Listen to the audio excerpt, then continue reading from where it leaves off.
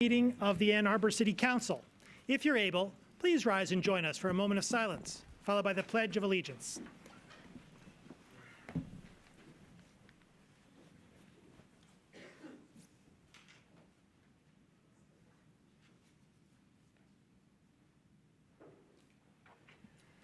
I pledge allegiance to the flag of the United States of America and to the republic for which it stands, one nation, under God, indivisible, with liberty and justice for all. Would the clerk please call the roll of council? Councilmember Kylie-Sopathy. Councilmember Bannister. Here. Councilmember Westfall. Here. Councilmember Lum. Here. Councilmember Grand. Here. Councilmember Ackerman. Here. Mayor Taylor. Here. Councilmember Eaton. Here. Councilmember Crapel. Here. Councilmember Warpowski. Here. Councilmember Smith. Present. We have a quorum. May I have a motion, please, to approve the agenda? Moved by Councilmember Ackerman, seconded by Councilmember Grand. Discussion of the agenda. I understand there's been a request in light of DC-1 being of a nature that's ordinarily on the consent agenda to move DC-1 also to the consent agenda. May I have a motion moved by Councilmember Crapel, seconded by, these don't get voted on with particularity, do they? No, I don't think so. Well, I'll put Councilmember Crapel on moving it from DC-1 to the consent agenda. Do you need a second? I don't believe so. All in favor of the agenda as amended?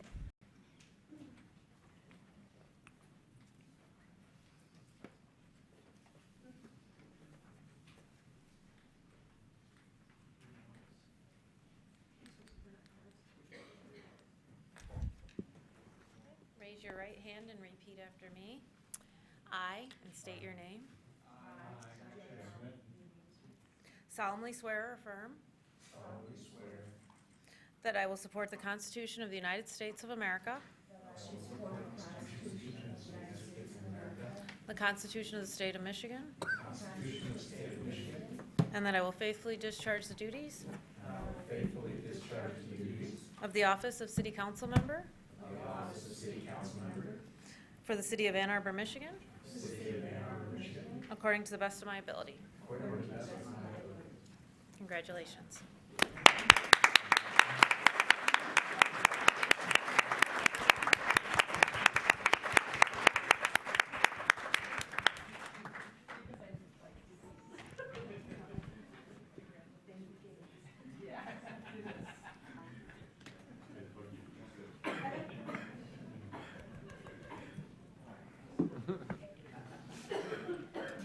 Is that staying?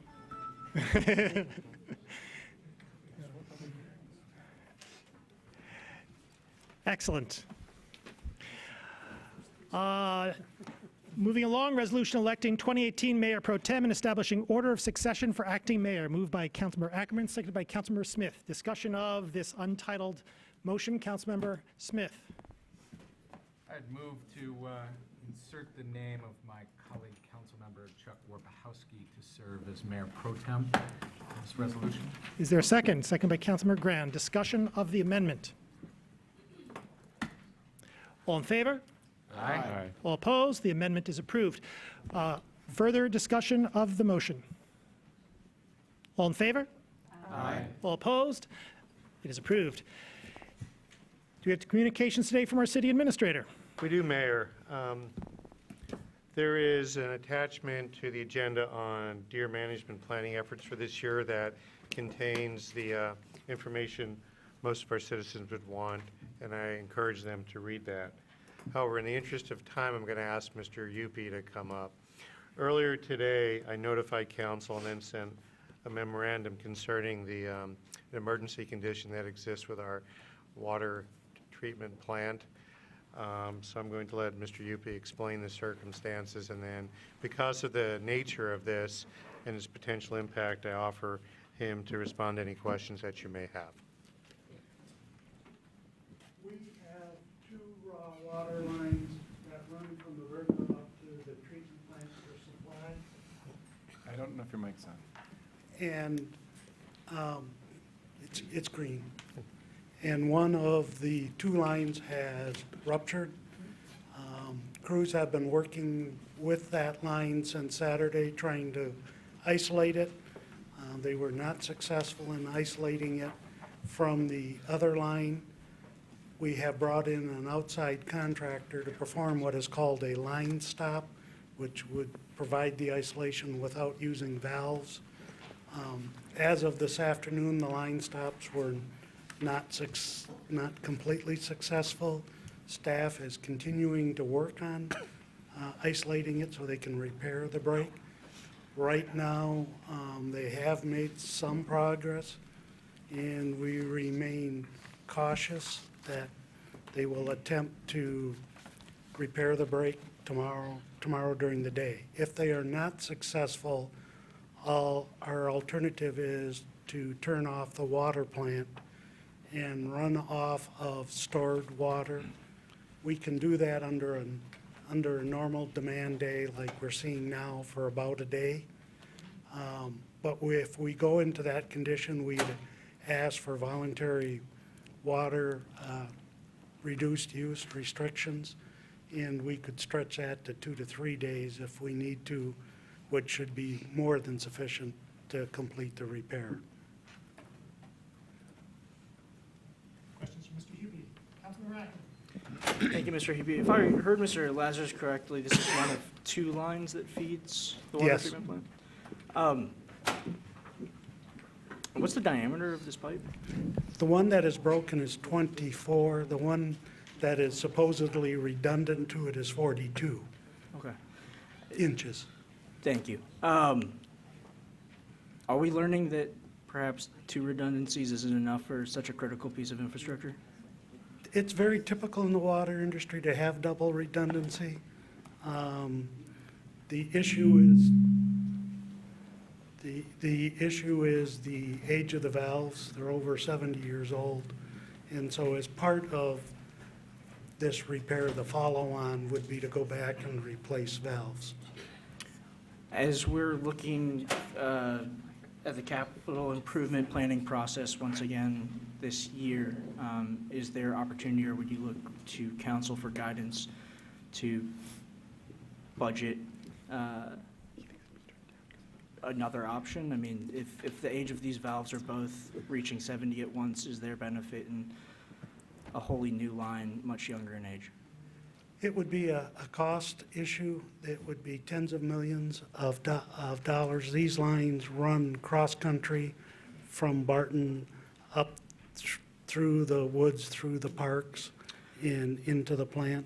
Understood. So if we, after we do the analysis, if that's what's necessary, we wouldn't hesitate asking. Can that be rolled into conversations we're already having about the rehabilitation of our current water treatment plant? It will be. All right, thank you. Further questions? Councilmember Warpahowski. Thank you, Mr. Mayor. Mr. Hoopy, just to make sure that there's no confusion among the public, what I'm hearing you say is that the plant will be shut down, will be operating off stored water.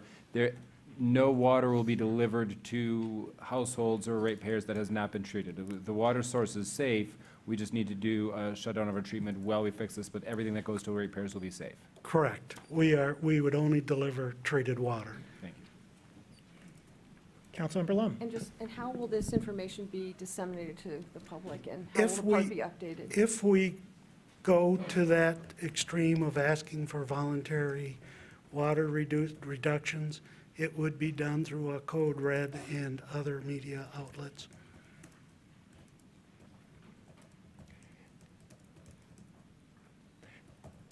Do you have a sense of timing when we should know whether or not this is going to be a necessity? I Ish. hesitate, you can see my hesitation. I would like to be able to, at the end of the day tomorrow, to be able to have a firm direction. Further questions? Thank you. Mr. Lazarus, you still have the floor.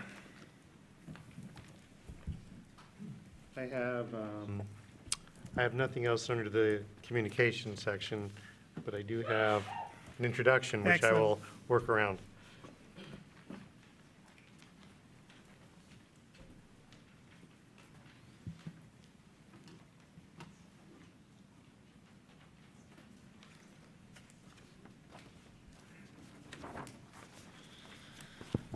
Thank you.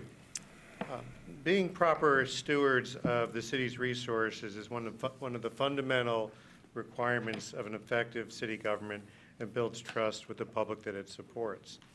Tonight, I'm honored to tell you that our Financial Services Unit has received the Distinguished Budget Presentation Award from the Government Finance Officers Association.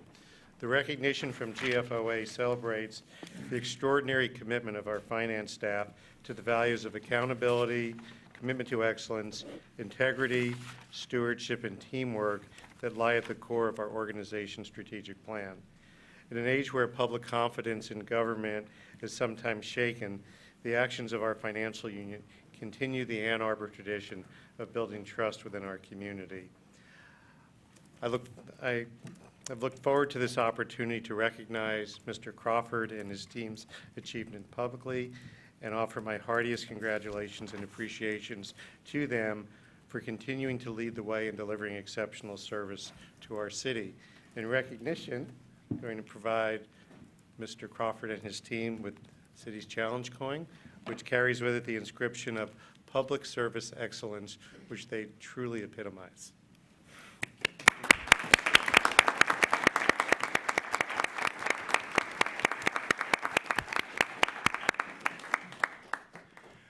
We now come to public comment reserve time. Public comment reserve time is an opportunity for members of the public to speak to council and the community about matters of municipal interest.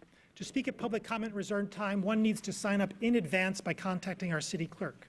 Speakers have 3 minutes in which to speak, so please pay close attention to the time clock. As a matter of courtesy, we may have only one person speaking at a time.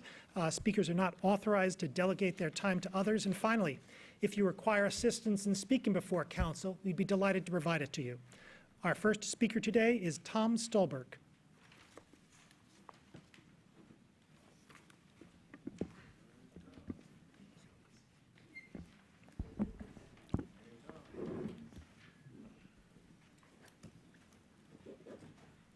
Good evening. Tom Stolberg, 1202 Traver Street.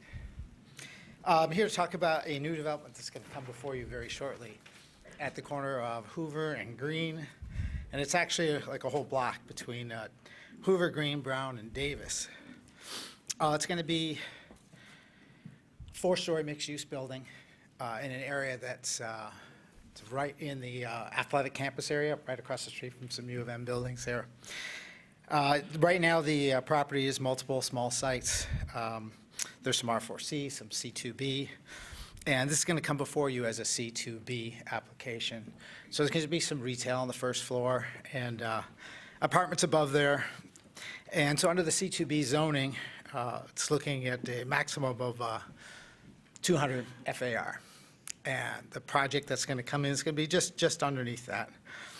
And I want to talk about what this could be instead of 4 stories. It could be 300 FAR, which would be about same footprint, be about 6 stories. Or with premiums, that 300 FAR could turn into 600 FAR.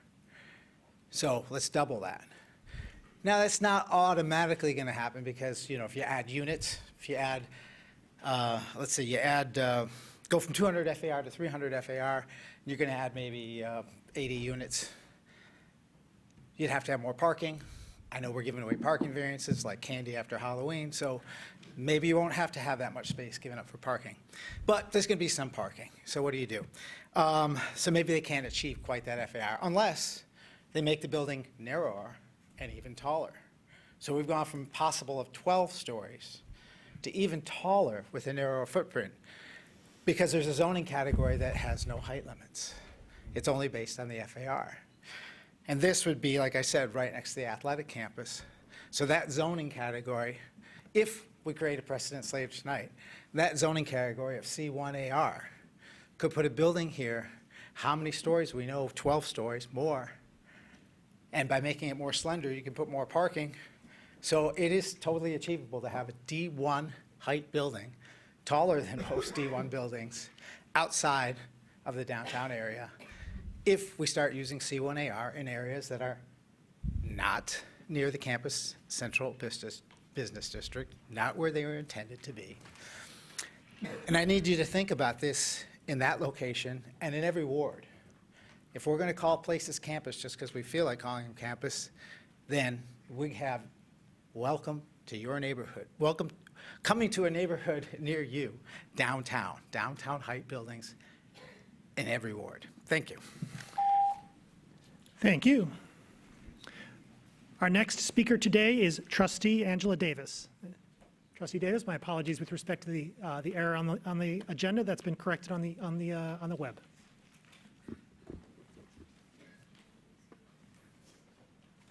I appreciate that, thank you.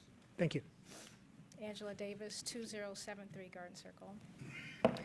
I stand before you as a resident of Ann Arbor who was born and raised here.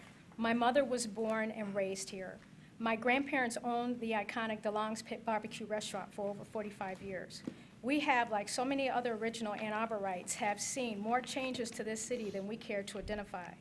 But through it all, because we love this city so much, we conform, obey, and in most cases put up with the new way of doing things for the betterment of the whole. And with it, we have endured increased taxes, mushrooming high-rises and condos because the existing homes or neighborhoods aren't good enough, where established businesses are transformed into another U of M facility. Overpopulated surface streets and highways is now the way of life. But how much more do we have to bend before we break? The more we conform to the new rules, the more we residents give up our way of living. Garden Circle, like every street in this city, is a hidden treasure. And having lived on Garden Circle since the 70s, this is the first time the claim of it being a challenge has ever surfaced. And it must be noted that the home on the corner of our street is no longer a rental. It has been on the market for 3 months. In the memorandum dated 10/25/16, the Public Services Area Administrator, the Public Works Manager, and the City Administrator all claim to have attempted to restrict parking on a voluntary basis and to educate the residents on the issue. No, they haven't. In fact, the city has not performed any aggressive communications and outreach efforts other than one post on the city's website and Facebook, a letter, 5 parking signs for 12 homes, and not to mention there aren't any other erected in our neighborhood, issue parking tickets the first week and bypassing a neighbor, all because the officer recognized him from working at Taco Bell and so gave only a warning. There is no question there should be a winter parking restriction developed for the city. Make it so, but not issuing blanket statements where it doesn't accurately describe the areas in which it should be implemented. And so with this said, my questions are, at what point will this pilot program be extended to the entire city?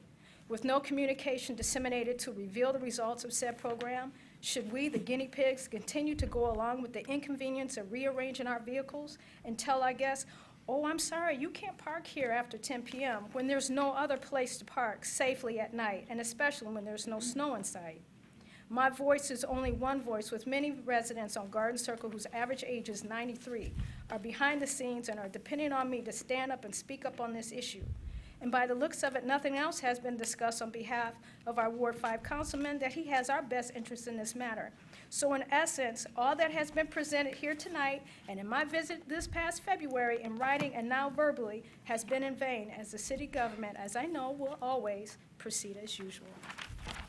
Thank you. Thank you. Are there communications from council? Councilmember Lum. I guess just a follow-up to the last speaker and a request, I guess, the city administrator, if there have not, and this was presented a year ago, a little over a year ago, this pilot program, it was presented as a pilot, and so it sounds like, and we have a couple of these areas in the second ward. There are some streets near the ARB that were placed under this pilot, so I think it would be helpful, obviously, to have another, a recent communication provided about this winter, what the plan is, and the status of the quote-unquote pilot. I'm sure all homeowners who've been impacted by the pilot would appreciate, understanding, having a better understanding what the city's plans are going forward. Thanks. Further communication from council?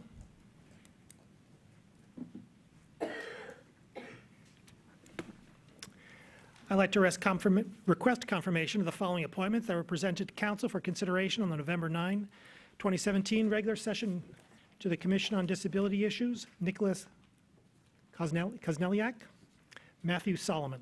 To the Employees Retirement System Board of Trustees, Anthony DiGiovanni, Jordan Schreier. To the Recreation Advisory Board, Angela Johnson, Ruth Kraut. We have a motion, please, moved by Councilmember Ackerman, seconded by Councilmember Westfall. Discussion? All in favor? Aye. All opposed? They are approved. We now come to our consent agenda. May I have a motion, please, to approve the consent agenda, moved by Councilmember Grand, seconded by Councilmember Ackerman. Discussion of the consent agenda. Councilmember Lum. Thank you. Just a comment about DC-1. That's the resolution to approve the 2017-19 Ann Arbor Police Officers Collective Bargaining Agreement that has been mandated by Act 312. I just wanted to comment briefly on this contract with the police officers. The police officers have been without a contract for almost a year now, so it is good to finally have an agreement.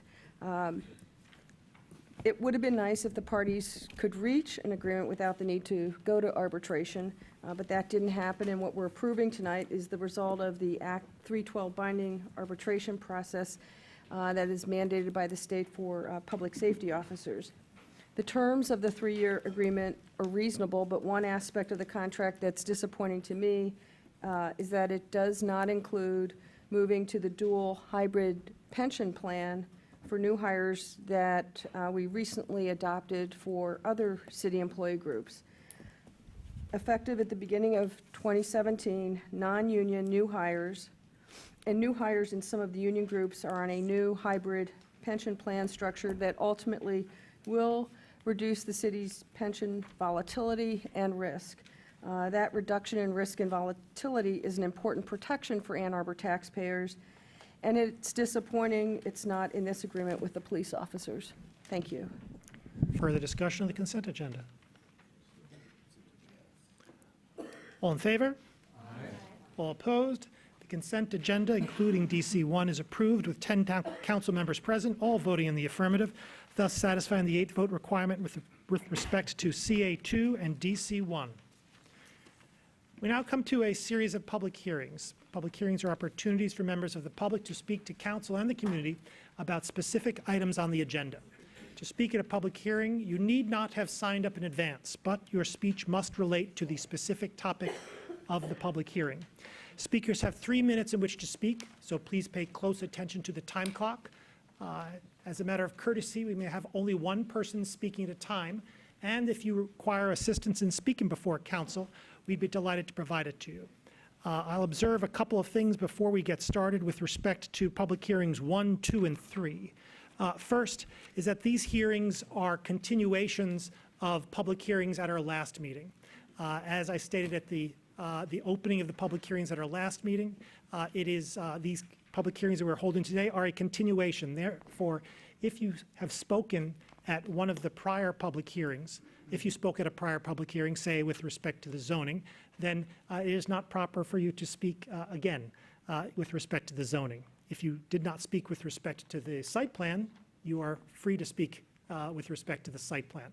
So if you've spoken at the prior public hearing, it is not proper for you to speak at this public hearing. I will rely upon your good graces to police yourselves in that regard, if you would.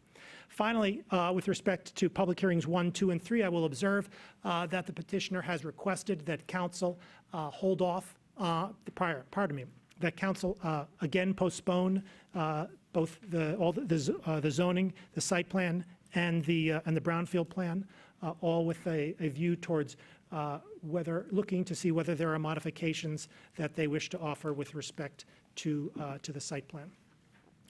If it is postponed, then and it comes back with minor modifications, then again, our next postponed public hearing would be yet another continuation of this public hearing. However, if the changes are material, then the public hearing would start fresh.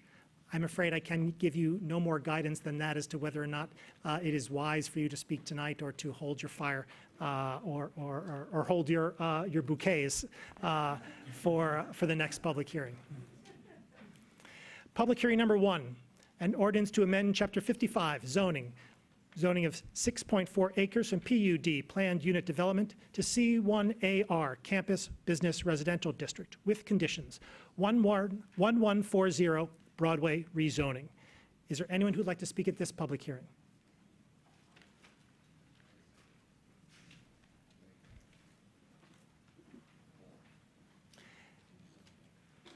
If you, because we may have several folks speaking, there is often some downtime between speakers. If you wish to speak next, please don't hesitate to move up to the side so that our inter-speaker space is smaller. Thank you. Mary Underwood, 1219 Traver.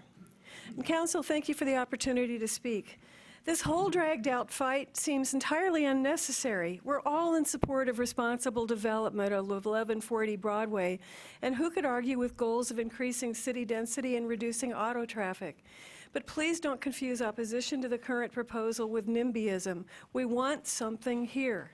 Like you, we want this site cleaned up and developed and are willing to compromise. We expect it to be dense and primarily residential. On behalf of myself and my neighbors who could not be here tonight, I'm asking council and the mayor to vote no on the requested C1AR zoning. As some have said, to lock in site plan compromises, we must tie them into the zoning. However, it's not legally defensible to deviate so much from zoning code. The requested C1AR zoning with its many deviations would give the developer a disguised PUD without the required community benefits. Under the existing PUD, compromises are possible and enforceable. Voting no makes the desired compromises from the plan offered for 1140 Broadway legally possible under the existing PUD zoning. Let's look at 1140 Broadway. The city master plan combined with the existing PUD zoning presently allows the city and its residents to craft a desired outcome regarding construction for this site.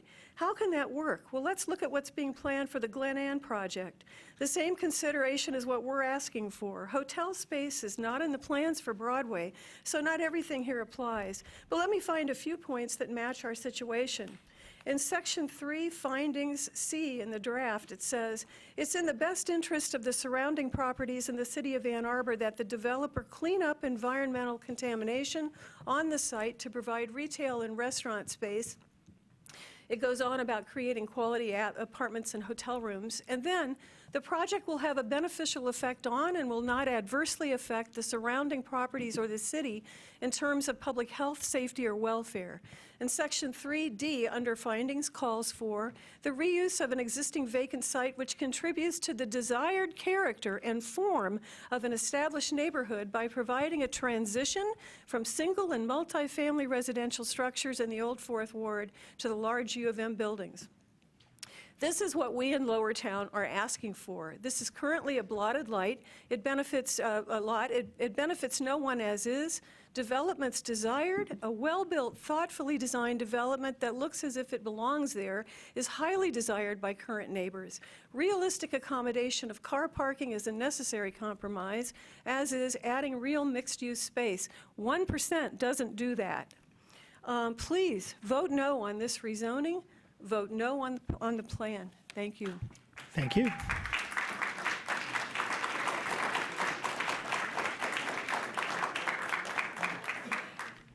Hello, my name is Timothy Cheek. I live at 1541 Broadway Street. And I also would like to voice my opposition to the request for rezoning by Morningside at the 1140 Broadway site. It's very interesting. In Morningside's proposal, they provide the following quote describing their company and its mission. Quote, projects must improve a community's image by offering luxurious living at a competitive price, creating space in which commercial and retail tenants can profit, and contributing to the architectural excellence of the community. The thing is, our particular community's image and the image of Ann Arbor as a whole goes beyond these factors. This is reflected in the wisdom of the master plan, the PUD, for this site, and in the fact that our hundreds of signatures of concern and opposition have spread beyond the immediate area of the proposed project. Looking at Morningside's description again, each project they take on must improve a community's image by offering luxurious living at a competitive price, I'm sorry, but our image is improved by offering more affordable housing than is offered in the current state of this project. Again, adhering more closely to the original master plan for this site will more truly align with our image, with our goals. Next, quote, creating space in which commercial and retail tenants can profit. Morningside has made clear that commercial and retail space would consist of, at best, about 1% of the total project, and they have explained before the Planning Commission that it may not even happen at all. Finally, quote, contributing to the architectural excellence of the community. The architectural excellence of the community, by any definition, could not include imposing structures that do not adequately transition to a residential historic district. Clearly, there are different views here of what constitutes a community's image. By adhering to Morningside's definition, we have gone beyond compromise to making too many concessions about buildings, lack of adequate parking, lack of mixed use, and lack of affordable housing. Our community has shown excitement about the opportunity for growth and development, which has led to constructive discussion and collaboration. But agreeing to a rezoning that will lead to an erosion of the values and image of our unique and special community, setting a precedent for the city as a whole, is not the long-term direction we should take.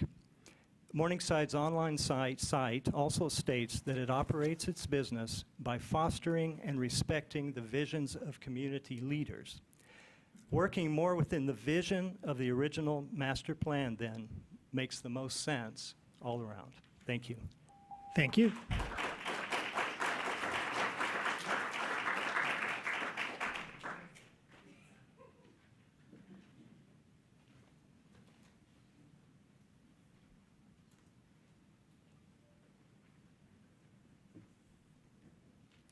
Hello, my name is Mitch Gerzak. I live at 1223 Traver Road, and I would like to voice my opposition to the 1140 rezoning of the Broadway 6.4 acres from PUD to C1AR. So I'm not an expert in this, so I did like a quick decision matrix to point out why I wouldn't like to see it rezoned to C1AR. And I said, who are the two customers here? Morningside and the community.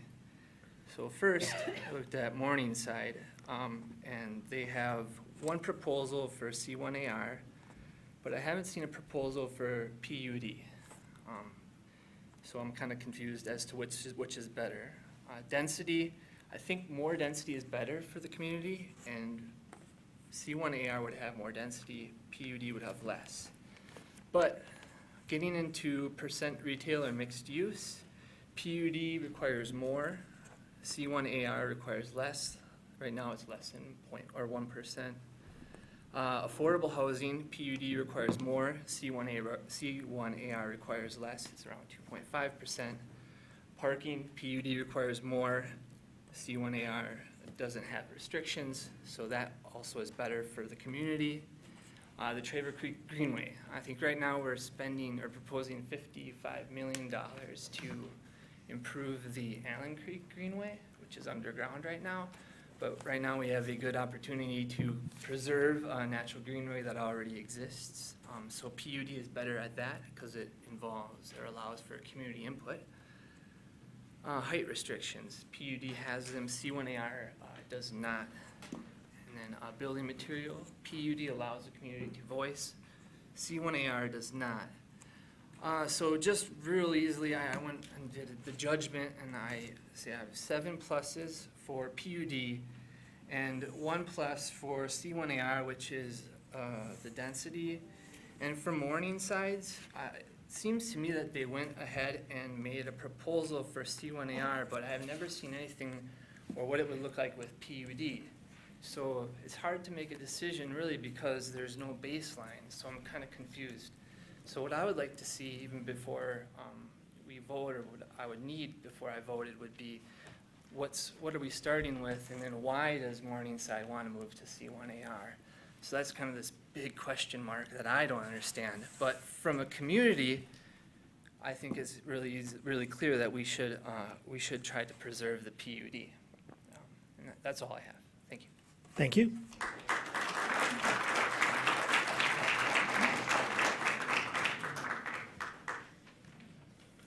Good evening. Excuse me.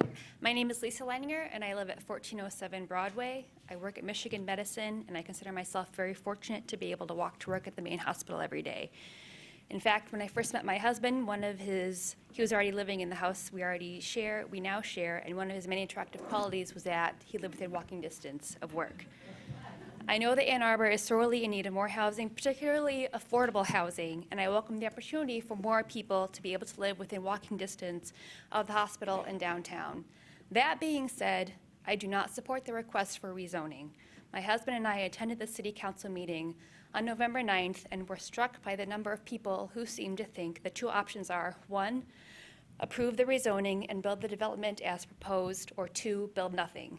And so they support the proposed development, but those aren't really the two options. As we were walking home, walking home from that meeting, crossing Broadway Bridge, we are particularly aware that Kellogg Eye Center and Riverside Park Place, both quite tall buildings, are really not very close to the Lower Town area. In fact, Main Lane clearly demarcates where you start to cross into a more residential neighborhood. Just east of the Lower Town area on the north side of Main Lane, there are the Medical Center Court Apartments and Nielsen Square condos, both of which are 2 to 3 stories tall. Of course, on Broadway itself, after a small shopping area, there are single-family homes and some condo and apartment buildings, none over 2 or 3 stories. I have to wonder if everyone on City Council has made that same walk to see what the area would look like from the ground, because it's clear that the proposed development, with Building A being up to 8 stories tall and simply massive due to the Texas donut, would be grossly out of place in the neighborhood and would simply overwhelm the existing businesses on the west side of Broadway and the homes just north of the proposed development on Broadway. Is it really too much to ask that there be some consideration of the immediate surrounding neighborhood, by which I mean north of where the hospital is, because I know that that's obviously huge? The buildings be kept at, say, 4 or 5 stories with the massiveness scaled back. Is it too much to ask for more affordable housing units? The proposed 15 units is a pittance. That's like practically nothing and will not make a dent in the city's need for more affordable housing. I support a thoughtful mixed-use development with retail that everyone in the neighborhood will appreciate and a reasonable number of residents added. The current plan would be a detriment to the community, and I strongly urge City Council to deny the rezoning request. Thank you for your time. Thank you.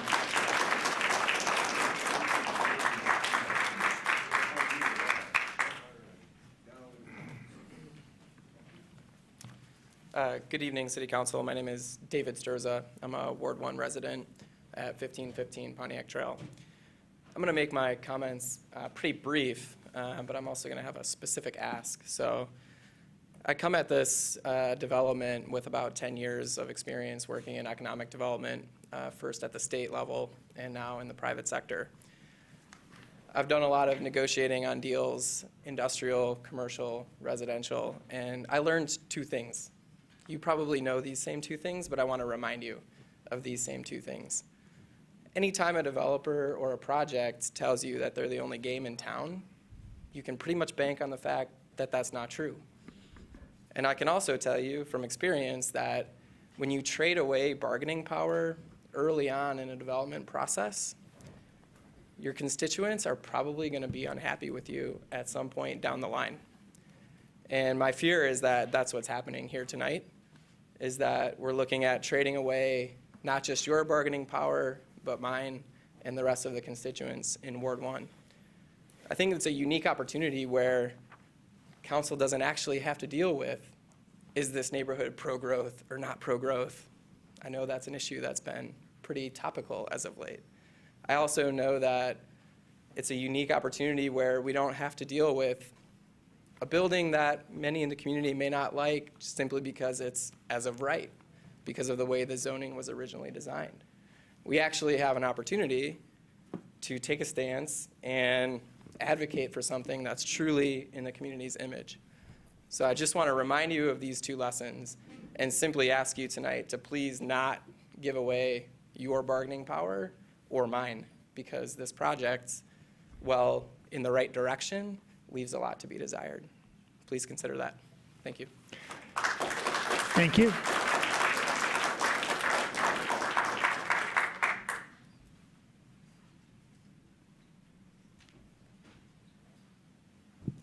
Hi, I'm Andrew Stumpf. I live and work in the 5th Ward.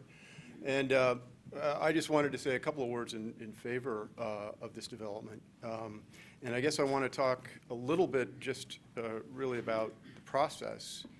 A lot of what you've been hearing and a lot of what you hear every time an issue like this comes up is, sure, we want density, we want growth, but this isn't enough. There's not enough in this project. We want something better. We want more. We want different.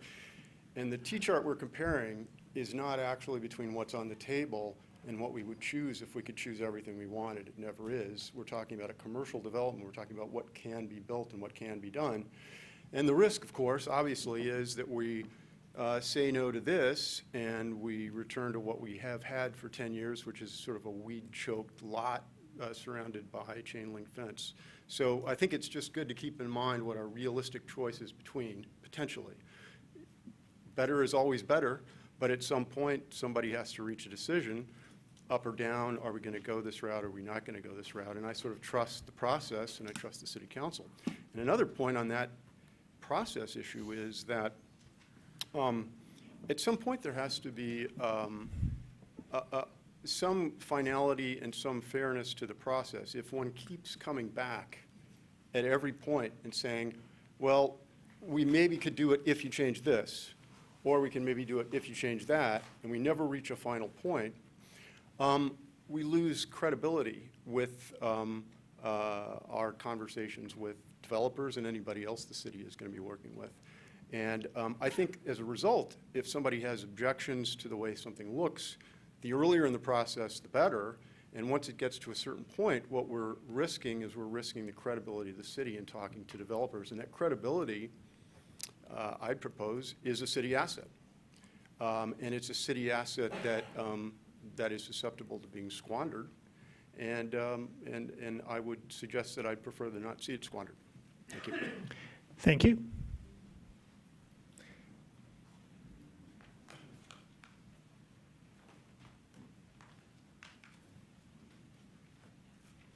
Good evening. My name is Janet Cannon. I live at 1220 Pontiac Trail.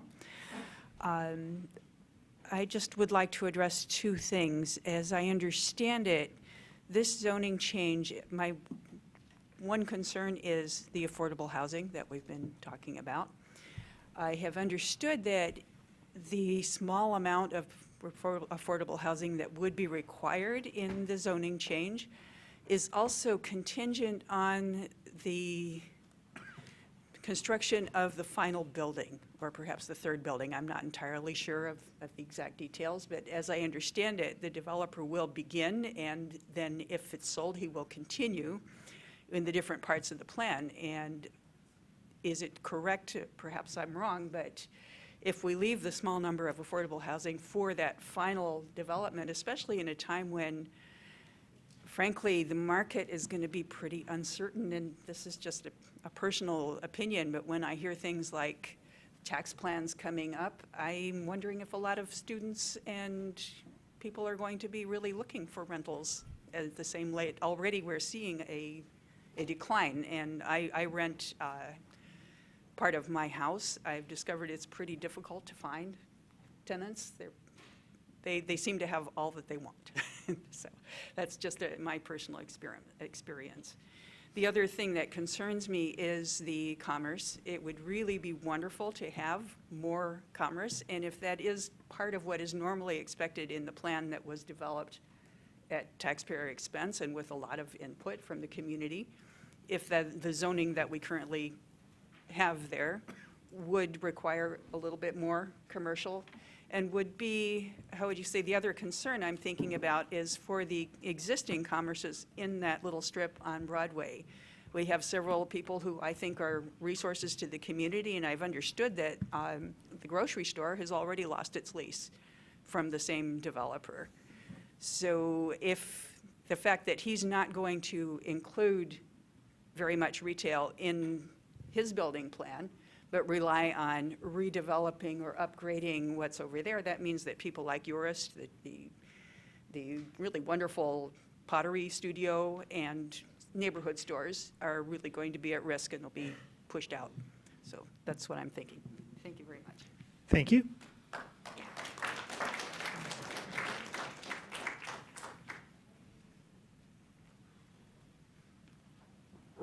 Hi, my name is Colin Leggett. I live at 1312 Broadway Street, and I don't want to talk about what the specific proposal is for the site plan itself. That is a separate issue. My issue is the zoning and the dangerous precedent that it sets. As Tom discussed earlier, if this is considered campus, what other places in town can be considered campus? If we change this zoning here to by right, to C1AR, then they can build whatever they want by right. And, maybe the full site plan doesn't need to be produced and someone else purchases the rest of the lot. Maybe one of the other developments, a number of those apartment buildings in there are pretty old at this point. Maybe those are developed, and because we set this precedent, someone else comes in and wants to build a, 8-story, 10-story, just straight brick structure or, panel structure, and the city can't say anything about it because it's by right. We set this precedent here. So I disagree with the option to propose to table this issue. It is coming at very late in the game because there are 8 required votes tonight to pass this amendment or to pass this proposal. That is why it's being proposed to postpone it to come back and to make some changes. That doesn't address the issue of the site plan, of the zoning. And the zoning should be voted on tonight, and you should vote no because it's not appropriate. It's such a very dangerous precedent. And thank you. Thank you.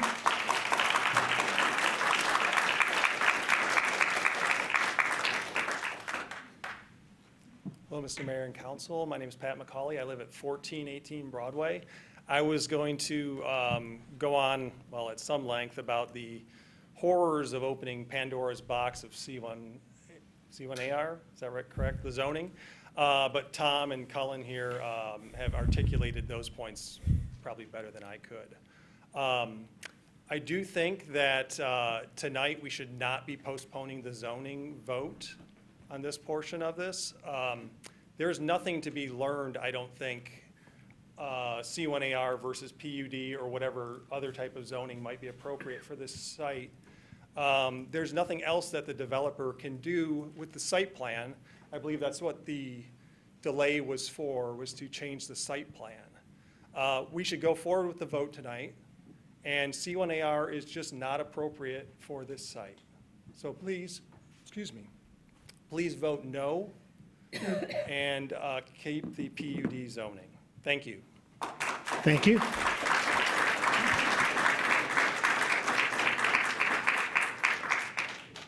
Is there anyone else like to speak at this public hearing?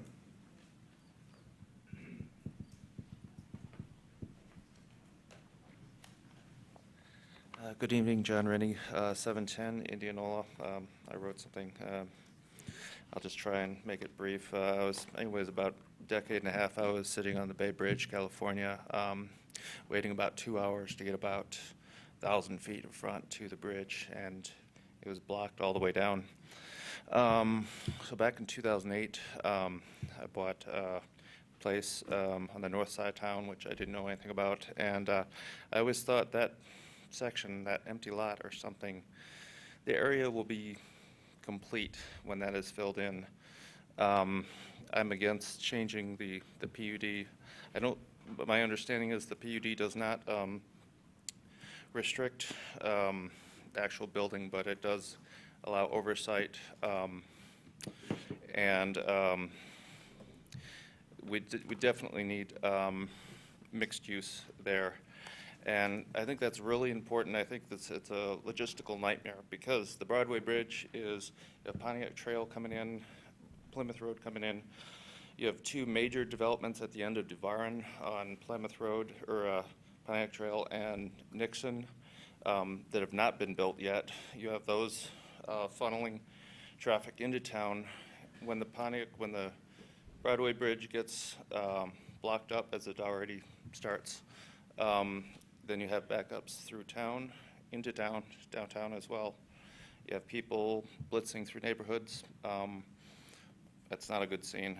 It makes, there's, this is a town of great minds, intellectual minds, and when you have people sitting for, 2 hours every day or more in traffic, frustrated, dealing with stuff, it destroys the flavor of the town, the character, and really the, a whole, as sum up, is made of sum of parts all put together when you see it on a map. And when you see the downtown, or the north side of town, and all these traffic points converging, and then you add 1,000 more people there, and there's nothing to keep them there on foot. Like downtown, we lost the South Main Market, which was so great for my tenants, and I think it just added something really nice. It just allowed people to stay on foot, and there's nothing, if the developer is not restricted, and it is a PUD, and it's the city's right, I think, at this time to make the decision, then there's nothing to keep people on foot, and you're going to have 1,000 more cars in effect right there, and that's going to destroy the traffic patterns and limit people from coming into the city and spending money, I think, in the future. So, thank you. Thank you.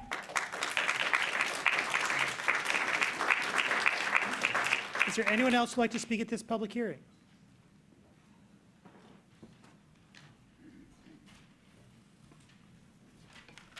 Hi, my name's Gail. I live at 1610 Longshore, and we will destroy our assets if we let this project go on as it is. We need a true mixed use for the sense of place, to create a sense of place. If we build all this massive amounts of buildings with these people, all these people are gonna go to Zingerman's on Saturday. They're all gonna head to Sweetwater's. They're all gonna go to the farmer's market. And we have an opportunity for the Broadway to create another desirable community place for people to go, a destination to go to. When we think about transforming neighborhoods or communities or doing big projects, what often gets lost, what we forget to consider, is something as simple as beauty. Beauty can really transform. It transforms, psychologically transform how people think about their own spaces and places.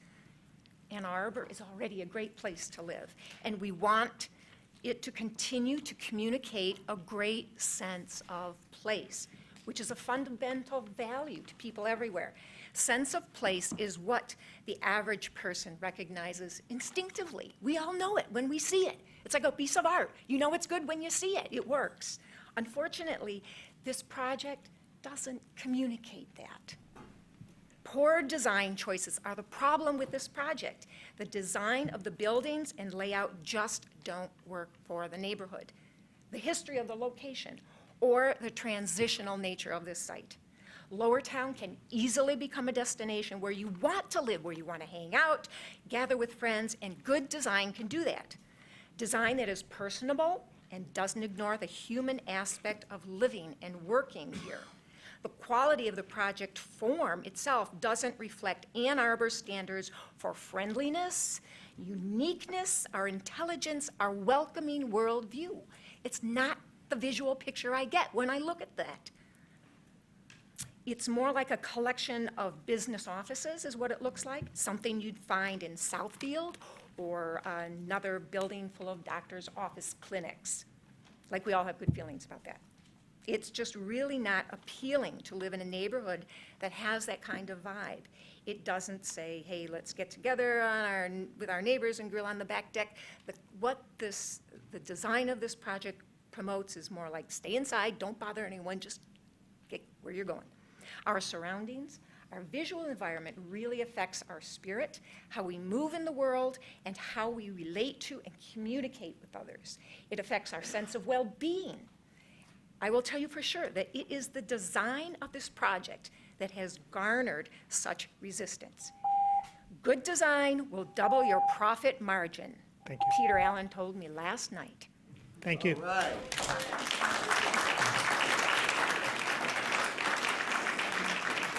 Is there anyone else who'd like to speak at this public hearing?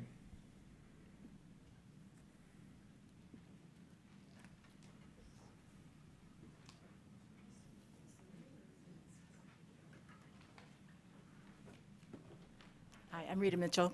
I live on the Old West Side at 621 Fifth Street, and I live within a short walking distance of the Argus Farm Stop, and I think you've heard a lot about that recently. It's located in a gas station that the developer of the Lowertown project once proposed to demolish, along with 2 vernacular Old West Side houses that are all part of that historic district in the Old West Side. Luckily, that request was denied by those who understood the requirements for historic preservation. That's not the issue before you in this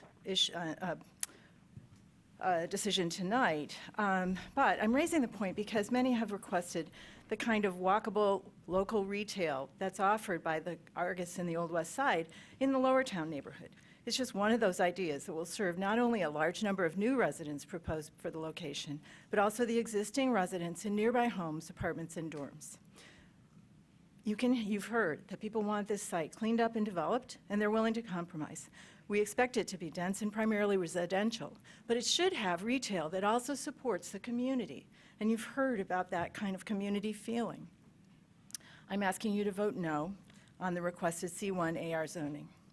That zoning, with its many deviations, would give the developer a disguised PUD without the required community benefits.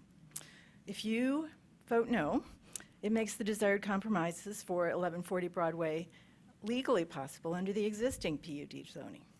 The zoning requested does not fit the description of C1 AR. If you approve it in Lowertown, it could set the precedent for planning similar construction across town without adequate master planning support. If we zone it C1 AR now, just to comply with one developer's wishes, what's to keep others from making the same legal issue if denied the same exceptions? What is to keep C1 AR out of neighborhoods where it clearly is not appropriate? Please vote no on the PUD zoning for 1140 Broadway Street. Make a decision and start the process now that will support the best community benefit from the proposal that's before you tonight. Thank you. Thank you.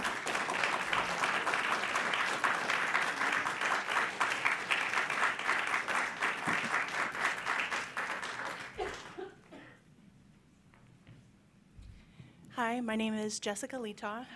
I run the Facebook page Ann Arbor YIMBY, which many of you participate and read, and I really appreciate that because having members of the community and members of the City Council talking about development and growth has been a tremendous learning opportunity for all of us. I'd also like to thank my friends and neighbors who are here speaking on behalf of this development. As a building nerd, it is super exciting to see people here that are deeply invested in the development of their own communities. But I'd like to speak in favor of this rezoning. And I'm saying that as a resident of Ward 5 and not an immediate member or an immediate neighbor to the project, but as a resident of Washtenaw County and as a resident of Ann Arbor. I understand the concerns being presented, and I acknowledge all of them and the validity of the neighbors' concerns. But at the same time, not every development can do everything that we'd like it to do. Nothing will ever be dense enough. Nothing will ever be beautiful enough, and nothing, especially here in Ann Arbor, will ever be affordable enough. But we have to move in that direction, and this development is a great way to do that, and the developer has shown a willingness to work with the neighborhood and to work with the community members in a way that's meaningful and positive. So I'd like to see us respond to the zoning request in a positive way that sends a signal to them and to future development in Ann Arbor that we are a great place to develop, that we are a great place to build, and that we really do want to work with the people that want to work with us. Thank you very much. Thank you. Is there anyone else who would like to speak at this public hearing?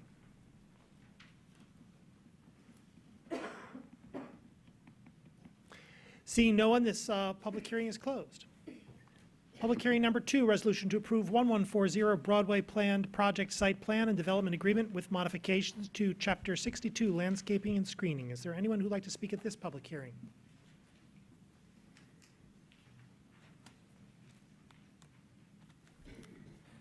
Good evening. My name is John Gehring. I live at 1407 Broadway Street, and as you heard earlier this evening, my location helped me score a wife.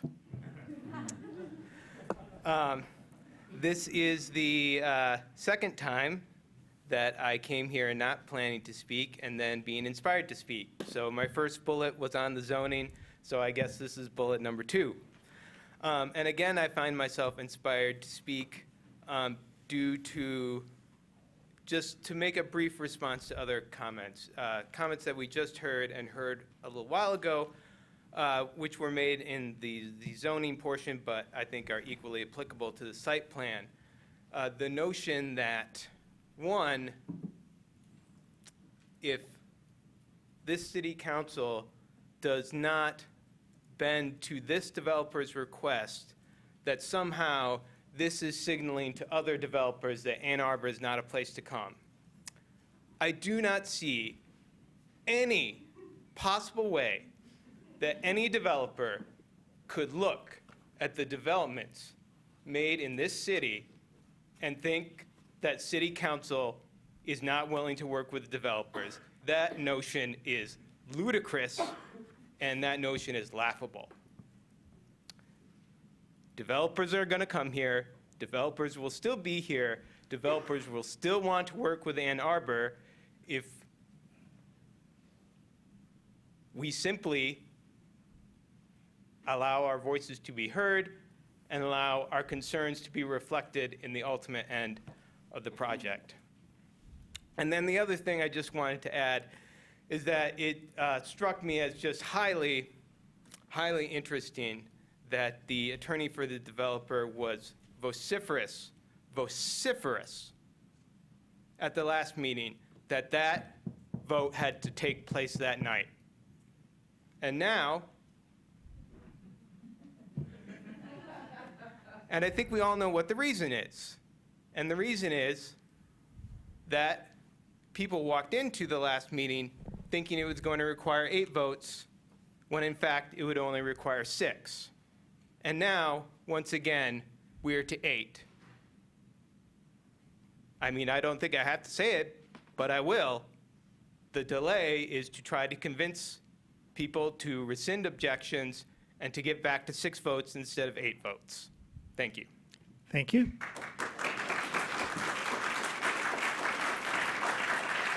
Is there anyone else who'd like to speak at this public hearing? Is there anyone else who'd like to speak at this public hearing?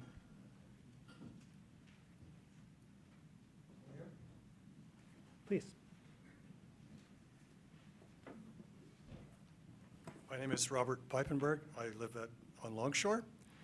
And I think for our own joy, we have to find something that we love in our lives. And the way this building could be landscaped, not just designed architecturally, but a streetscape that makes it welcoming for people to go to that space and partake of it. All of us, I think, in this city are highly educated. We get around a lot. I know I travel a lot. I was in Venice like 3 or 4 weeks ago.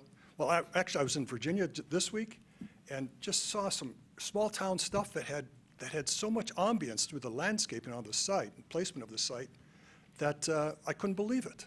There were little towns that had markets that would put Whole Foods to shame.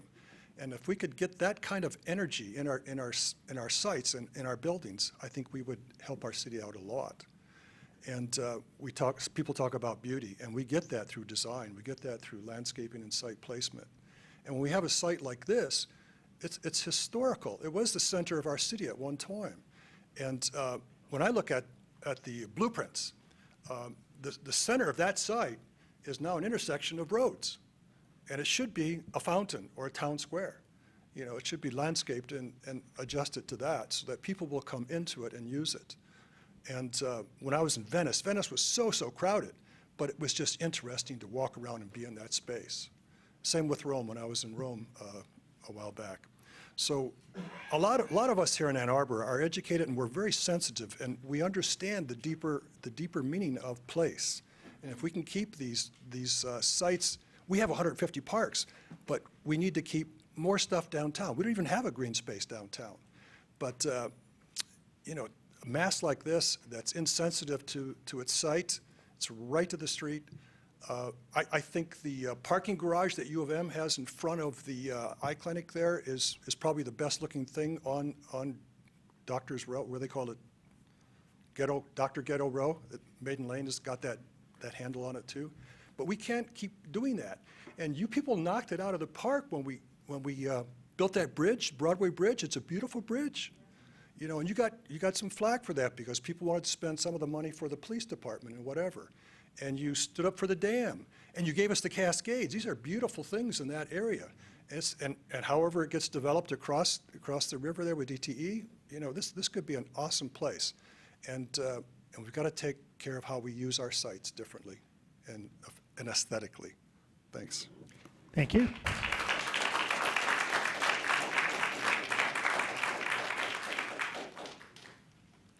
Hi, my name is Dave Barber. I live at 1638 Broadway. I've lived there 32 years. I must say I'm very inspired by what I've heard here tonight, and I hope you are as well, because so many of these people speak so much more eloquently and so much more detailed than I can or I will tonight. But your original, you know, I had this all written up about, you know, the placement of the condominiums are in the wrong place, and you know, how I would like to see, you know, the bigger buildings, you know, from the Kellogg Eye Center down to the future parking garage that the university is going to have, down to the 6 or 8 story building that Morningside proposed. But since I've been here tonight, I just do not approve of this project the way it exists. And I want what my fellow neighbors and citizens have spoken of here tonight. I want something that better reflects, you know, who we are and where we are. And I do oppose the zoning change, but that's not what this conversation's about, excuse me. It's about the placement. And so then I'm going to go back to what I started to, that there's some good things in here. And you know, if we did have condos near the creek as opposed to along Maiden Lane, you know, if you were a condo owner, would you really want to be looking out at a parking structure, or would you like to be looking out at a creek and trees and a green space? And if we had that space developed for condominiums, the people that live there would be tend to be longer-term residents. They would be better stewards of that green space. And they would better to assimilate with the neighbors. So please do the right thing here tonight. And if we can vote, I would certainly appreciate it. I've spent 18 hours coming to these meetings. So you'll feel better about doing something meaningful for the future of Ann Arbor. Thank you.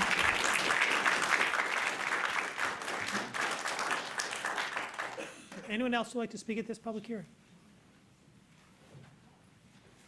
That's what I get for being out of town. Mary Underwood returning, 1219 Traver. At the first rezoning hearing, the reference to the Jefferson Market and surrounding neighborhood hit home with me. I vividly remember when the market first sprang to life, offering fun trinkets for kids and some great cooking for the older crowds. I'd stop there fairly often after work to pick up a takeout dinner. The market really brought neighbors together, and because the current owners kept it pretty much as it always was, it remains a gentle reminder of the past neighborhoods, still catering to current needs, though. And now picture the Jefferson Market owners selling to someone who wanted more from that property. What if they argued increased density and got approval for rezoning, added 5 residential stories to the structure, then clad the exterior with corrugated red and black aluminum siding? Maybe they offer the same products on the ground floor, but the size and look would probably not go down well with nearby residents. It would stick out, totally unrelated to anything in the neighborhood. Most certainly it would lower property values and raise the ire of people who moved to there for quiet, historic vibes. And that's what's happening to us in Lower Town. We miss the retail that used to be there. The former strip mall was no architectural showpiece, but at least it offered something that people needed, groceries and little shops. And back when we had Nielsen's Nursery and Flower Shop on Maiden Lane, that helped create a little balance. The Broadway and Lower Town neighborhood has wanted redevelopment there for a long, long time. So why the organized protest? This project is a clown suit. It's too dense, too close to the creek, and with completely unrelated design and materials to make any sense in this historic neighborhood where Ann Arbor started. I never thought I'd be singing praises of a parking structure, I'm not alone, but U of M made a valiant effort to fit in with the neighborhood with its parking structure on Maiden Lane. It's actually attractive and functional and in a scale that doesn't dwarf the surrounding residential units. And what do the near and close-by neighbors get with this current project? Nothing. No retail, no possibility of office space, no effort to address the needs of increasing numbers of seniors seeking housing close to amenities, no affordable housing, no effort to court anyone but U of M employees and students. Actually, the neighborhood does get something with this proposed project: increased traffic congestion and the very real street parking problems that will come because way too few car spaces are provided for the hundreds of future residents. We, the city and the neighborhood, are in the catbird seat. Let's remember that, and let's find a development that brings retail and mixed use, density, aesthetics, logical interface with the historic and natural features of the area, and design and building materials that can stand the test of time. Providing density while not insisting on construction that can't last 150 years is not environmentally sound. Thank you. We deserve better. Thank you. Thank you. Is there anyone else who'd like to speak at this public hearing?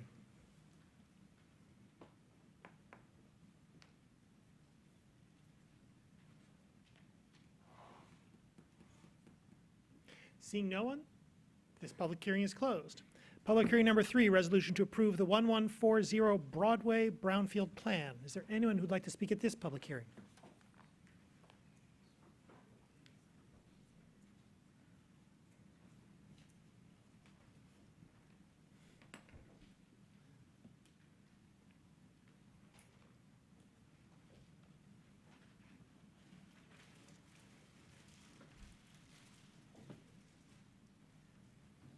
Mayor, City Council, where's that button?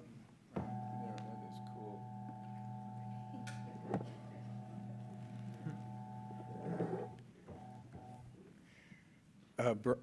Hello? Is it working? Okay. Brian Trim, 1548 Broadway.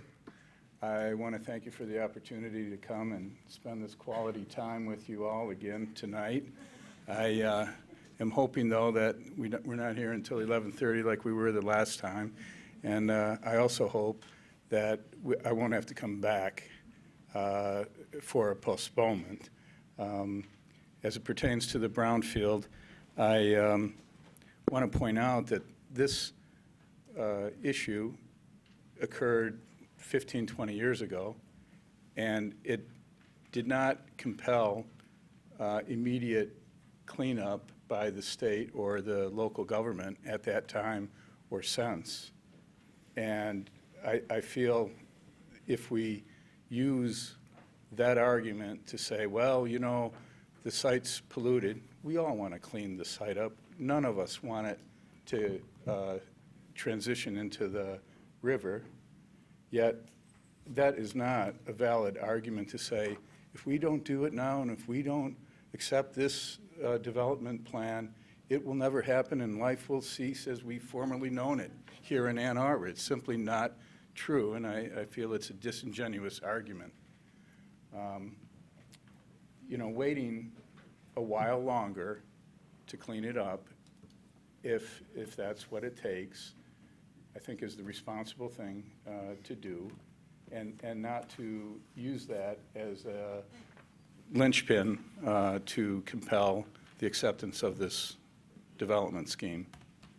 As it pertains to deciding on the brownfield issue and the other two hearings tonight, my understanding is that we have a supermajority, and which would be required.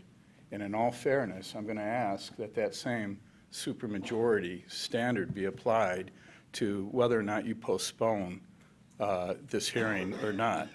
The developer has repeatedly said that he is not going to budge, that he refused to budge. He told us that repeatedly at the last hearing, said so at the city planning. Now, all of a sudden, he's asking for a postponement such that he can reconsider. I really don't feel that that is a honest presentation in my view. I feel that it's disingenuous. I feel that the last-minute efforts that have been going on to sway our neighbors from their stance on opposing this project are questionable and concerning, and I don't want to see that continue by a simple postponement that would allow it to continue. Thank you very much. Thank you. Is there anyone else who'd like to speak at this public hearing?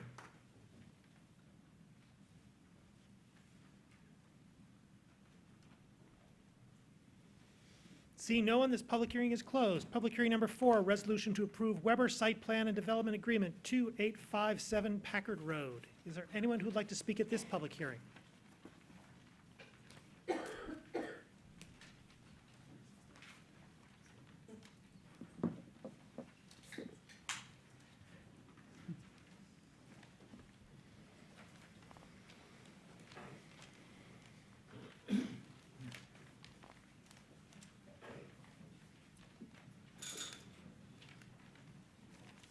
Thanks for your patience, Mr. Mayor. I have to get used to this new arrangement yet.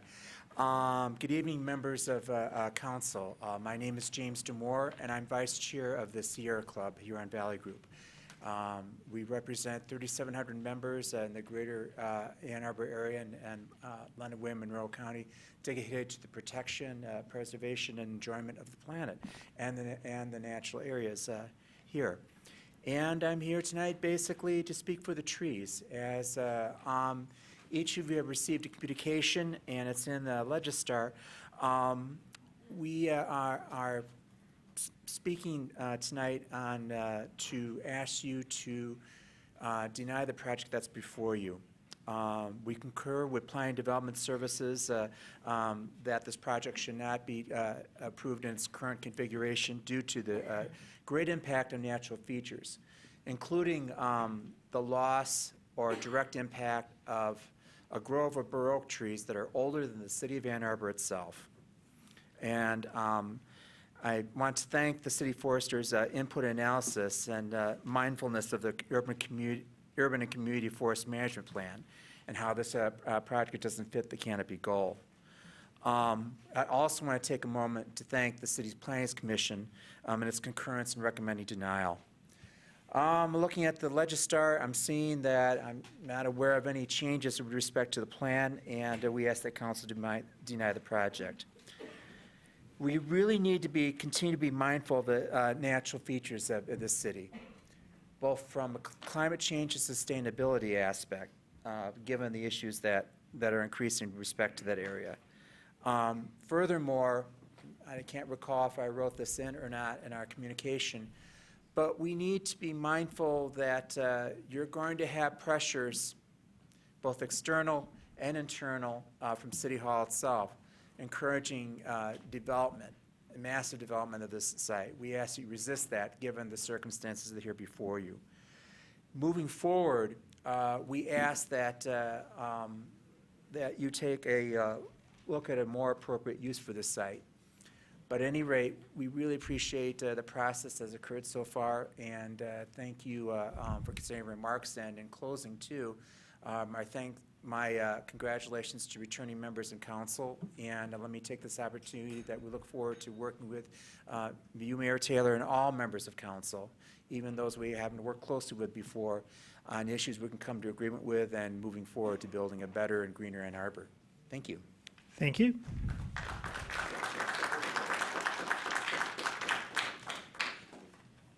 Is there anyone else who would like to speak at this public? Please.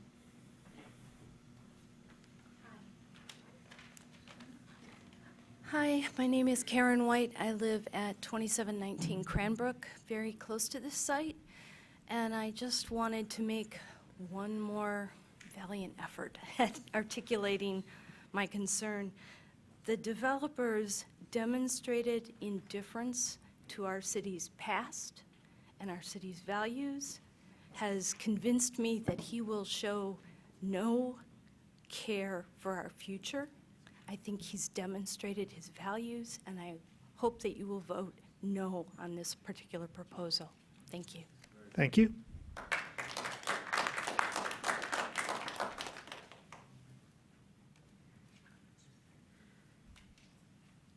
Hi, Rita Mitchell, 621 Fifth Street. My request right now is for you to look at the seal of Ann Arbor behind you, at that great oak tree that represents our city. And that tree may be representing some tree that's 200 years old, who knows, whatever. But if you take a minute to imagine a tree with a drip line that might go out beyond the walls of this building, that's one. There are 50 trees that are landmark trees in that site, and there are other trees that are proposed to be removed. If you allow those trees to be removed, our city will be much less. It will violate essentially what the Urban Forestry Management Plan intended to do, which is to provide a tree canopy of 40% or greater for the entire city. Instead, this will be a clear-cut area. I can't even imagine that you would proceed with this. So I'm asking you to vote no on this site plan. Thank you. Thank you.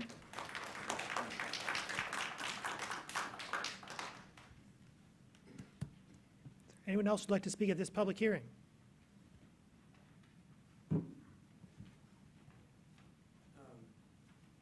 Doug Kelbaugh, Ann Arbor, Ann Street. I think I'm out of order. I rushed here from the airport to speak on South Broad. Is that over? It's over, I'm afraid.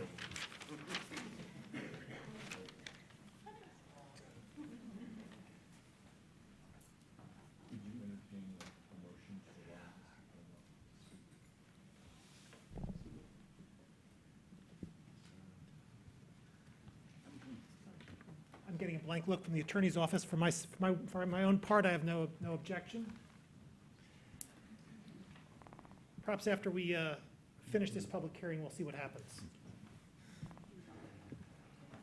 Is there anyone else who'd like to speak at public hearing with respect to the Weber Site Plan and Development Agreement?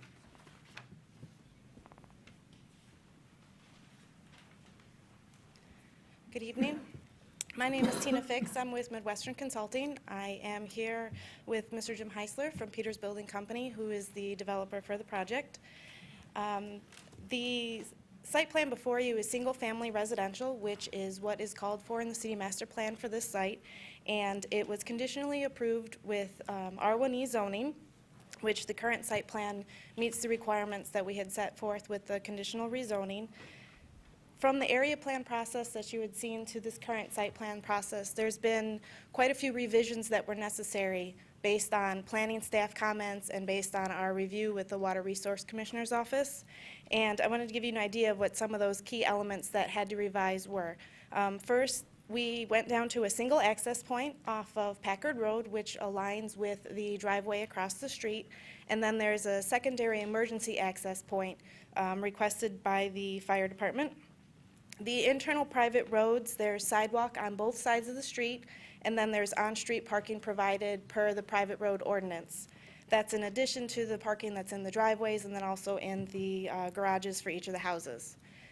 The stormwater management on the site was, had been amended throughout the process due to the groundwater that we found during testing after the area plan study, and then also meeting the newer requirements of the Water Resource Commissioner's Office. Currently, the stormwater management on the site does meet the infiltration and the detention requirements for the site, and it also additionally captures stormwater runoff from the adjacent sites that's currently coming onto the site, and some of it is ponding in adjacent lots as well. So the current plans take up some of that and bring it into our system or bring it towards Packard Road. The revisions that have been made for the site plan address many of the comments, or the majority of the comments from the city systems planning staff, with the exception of the natural features impacts, and we have preliminary approval from the Water Resource Commissioner's Office. The natural features that are being impacted on the site are proposed to be mitigated for both on-site and off-site, and that's in accordance with the city's natural features guidelines and with the zoning ordinance.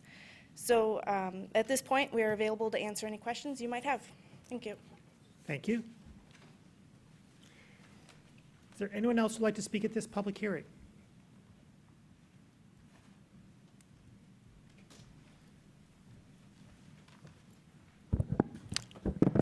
Yes, I'm Jim Heisler, Peters Building Company, the petitioner. I'm not going to reiterate what Ms. Fick said about the process we went through to get thus far. But the one thing I will respectfully request, it would be voted on tonight. We've received, there's 10 different areas of review that we've received. 9 of them we've satisfied. The 10th on the natural features. We are mitigating according to the rules set forth by the City of Ann Arbor, and we respectfully request a vote tonight on the project. Thank you. Thank you. Is there anyone else who'd like to speak at this public hearing?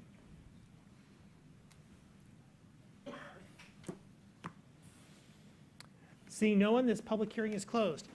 Perhaps now, I would move to reopen the public hearing on 1140 Broadway to allow Mr. Kalbaum to speak, if it pleases the crowd. seems friendly.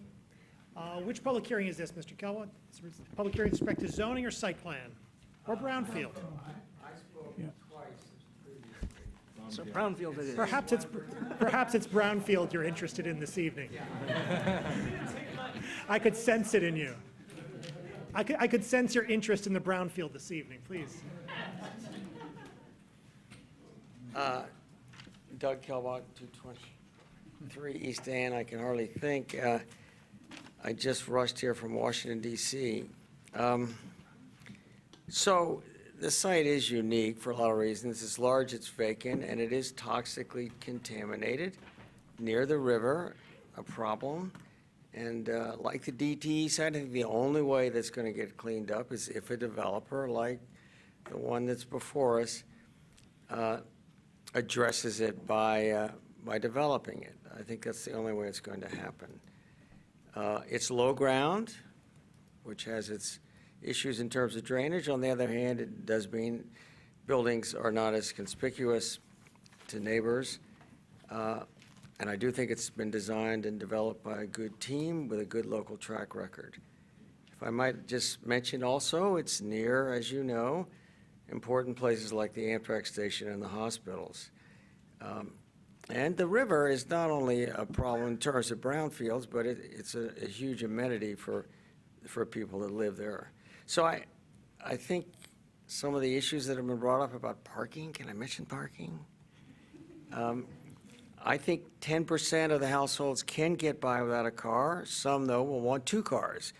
I do think that there'll be more than 10% of the households can get by without a car. And I think the retail in time will grow. It'll be convenience retail. Retail always follows residential. It's not the other way around. There are other things I probably shouldn't talk about, but I think it's not that proximate. I did work on one of the first Texas donuts in Austin, Texas, ever done, and I think it's an effective way to hide parking for a lot of these reasons, but mainly brownfield. I speak in favor of the project. Thank you for making an exception. Thank you. Is there any other person who arrived late who nevertheless wishes an opportunity to speak?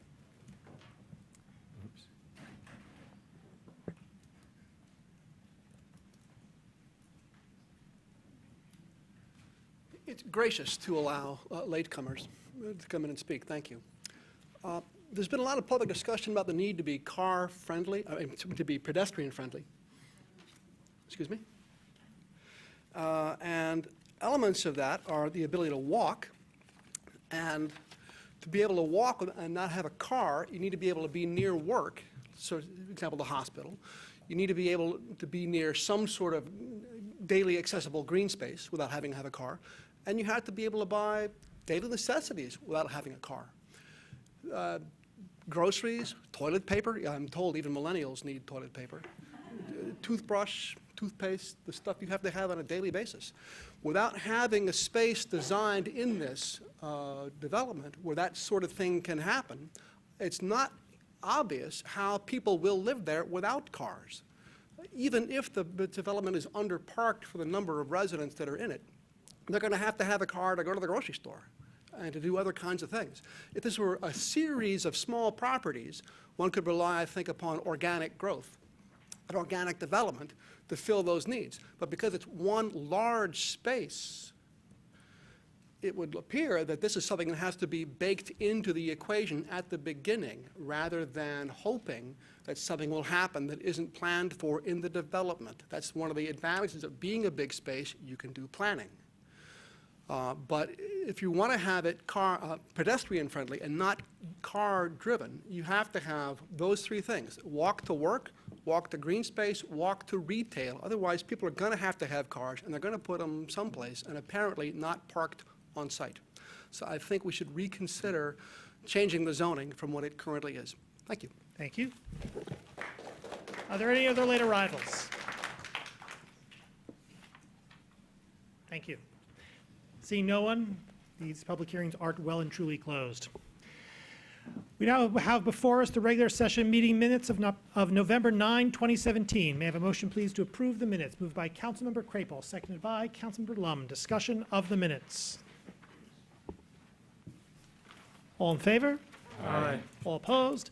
They are approved. B1, an ordinance to amend Chapter 55, zoning of a 6.4 acres from PUD planned unit development to C1AR campus business residential district with conditions 1140 Broadway rezoning. Moved by Councilmember Ackerman, seconded by Councilmember Grand. Discussion of B1. Councilmember Ackerman. Thank you, Mr. Mayor. I will be moving a postponement. We can have plenty of discussion on that. I just wanted to speak to three things specifically, and because whatever the result of the postponement is likely going to result in postponement or not of the other items, I kind of want to touch on a few things within the zoning. First is I guess I want to frame it in whether or not this proposal or another proposal moves forward. I think we all need to start having the same conversation around what we want. And I think we have to have that conversation on how do we achieve affordability. I think we have to have that conversation about what to expect and what the dynamics are of the commercial real estate market and what is actually sustainable. And finally, what are the realities of a brownfield and what it can accomplish. So first, with respect to affordability, in the last 10 years, U of M has increased its undergraduate enrollment by 5,000. We have built just over 3,000 bedrooms of multifamily in the entire city during that same amount of time. So 5,000 new people who have to live near the core of the city in order to access their campus are lacking enough beds to live here. That's not looking at the growth of the U of M hospital system. That's not looking at the growth of our tech sector. And the dynamics are very real. Being a renter in the city is very, very difficult. 55% of our residents live in rental housing. They're not all students. Some of them are families.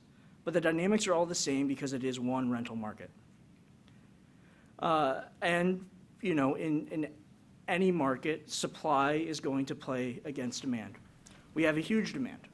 80,000 people commute into the city every single day to get to work. That means a city is moving into our city 5 days a week for 40 hours a week. That's representative of huge demand. People work here. They probably would like to live closer. And it's also demonstrated through our vacancy rates. The U.S. Census in 2015, the Census Bureau, said that we have a residential vacancy rate under 2%. When you consider that we have 51,000 units of rental housing in the city, 2% is a functional zero. That a city can have a functional zero vacancy rate is pretty unheard of. Last year, Ann Arbor News published an article which said that there were 15 vacancies of rental apartments in the city of Ann Arbor. Out of 51,000 units, 15 were vacant, according to the Ann Arbor News. That probably means negative vacancy, more people living per unit than our zoning allows. That means we have a problem with supply. When you have an inequality issue, it's either an issue of poverty or it's an issue of supply of housing. You can have a poor community with access to a lot of housing, but they can't afford that housing. Or you can have an affluent community, a middle-class community, that doesn't have enough housing, so people can't afford to live there. What can we do? One of the really important steps is increase that supply to meet that demand. We have a micro market on South University that's demonstrating this right now. A lot of buildings are going up. Are they attractive? No. But are they housing people? Yes. Housing so many people that Landmark, which was one of the first ones to go in, is now advertising their 2-bedroom apartments for $900 a month less than they were a year ago. That's real savings for a renter. And while in that micro market, it may be mom and dad picking up the bill and not the renter themselves, we have to bring that approach and that strategy to other housing markets. Be they young professionals, be they working families, be they anyone who depends on rental housing, which again is 55% of the city. You know, and giving housing at this location to 1,000 people is attractive. I'm listening to the residents, and it's loud and clear. We want to house people, but not that many. But we have to understand that supply of housing is absolutely critical to our affordability question. And we have to, if we truly want to do something about being an inclusive community, all agree to that truth. I am someone who believes in science, and that is a part of economics that has been proven to be scientific since Adam Smith. I also just want to say, and I'm sure the member of the community didn't mean this in a malicious way, but renters aren't bad neighbors. I'm a renter. I consider myself a good neighbor. I think my neighbors consider me a good renter. Bad neighbors are bad neighbors. So I just wanted to dispel the idea that just because you own your house means you have more invested in your neighborhood than others. Bad neighbors are bad neighbors. Renters are not bad neighbors. Then I want to move to the commercial dynamic. I talked about under 2% vacancy rate for residential housing. Colliers released a report this year saying that retail vacancy rates were 7%. That's a lot higher than 2%. 7% is volatile. That's intimidating for anyone who's thinking about investing. The idea of building retail without a proven market, and by the way, that's citywide. That includes downtown. Without a proven market and without the number of roofs to support it, isn't economically viable. And if it's not economically viable, that means you can't get lending. And if you can't get financing, nothing gets built. That's a reality that we have to work within. The dynamics of that market change drastically if 1,000 new people are living in the vicinity. So the commercial dynamic is difficult. And I, again, want to reiterate, by total square footage, this project might have 1% commercial retail. But again, remember, it's at points an 8-story building. Retail is going to be on the first floor. It has to exist along a public right-of-way, and it cannot exist in the floodplain, which knocks off a large amount of square footage for this site because it's unique and because it's difficult to build in. So that 1% may be factually true, but in reality is misguiding. Then is to the brownfield. And the way the brownfield works is this isn't a giveaway of tax dollars. This is the site recapturing its own taxes to offset capital they invest in the front end. And when we're asking for extras, it's solar panels on the roofs, it's 15 units of affordable housing, and I know that's not a lot, but we can talk about that in a bit. And it's cleaning up this $5 million worth of contamination. And I don't believe you should talk about contamination in dollar amounts. Contamination is contamination. We don't get to pick and choose when we care about it. This needs to be cleaned up. In the state of Michigan, the only mechanism we have to get these things cleaned up is either we spend tax dollars we don't have doing it, or we find a developer who will do it up front and then allow them to recapture their own taxes to offset that cost later on. Brownfields are the system we can work with when the EPA is underfunded, understaffed, when the MDEQ won't do their job in places like Flint or Ann Arbor. This is the mechanism we have to clean up contamination. So I want to move a postponement. I think it's prudent. But before I do, I'd like to bring up the developer to get a sense of what a postponement means. Because if this is an exercise in trying to tally votes, I hear you. If this means that we get to come back to the table with potentially altered plans, I would like the community to know all of their options. And I think that's prudent. So if it means new building materials, if it means a new layout, I think postponement makes sense. I want to make sure everyone gets to see every option that they have. So would someone from Morningside mind coming up and say what a postponement would mean?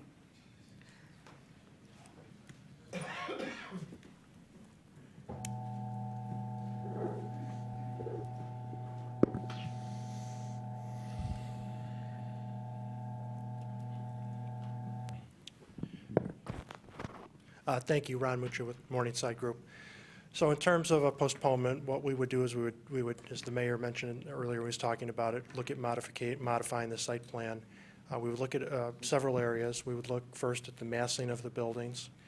We've received various amounts of feedback since the previous public meeting a week ago. We would also look at the architectural expression of the buildings in terms of building materials. We would also look at some of the zoning conditions that we have offered, and we've received some other ideas and things. So those are some of the ideas that we would be exploring. How long would you anticipate needing to accomplish all of that? And I'm hearing that, and that sounds like a lot of the things that we've been hearing at, hours and hours of public hearing, me more so than anyone else at this table. How long do you anticipate needing to accomplish that? I believe that we could accomplish this and be back before you, if it's allowable, at your next meeting on December 4th. I'm going to look to Mr. Leonard. Does December 4th, does 2 weeks, actually more than 2 weeks, sound doable? We do have a holiday coming up.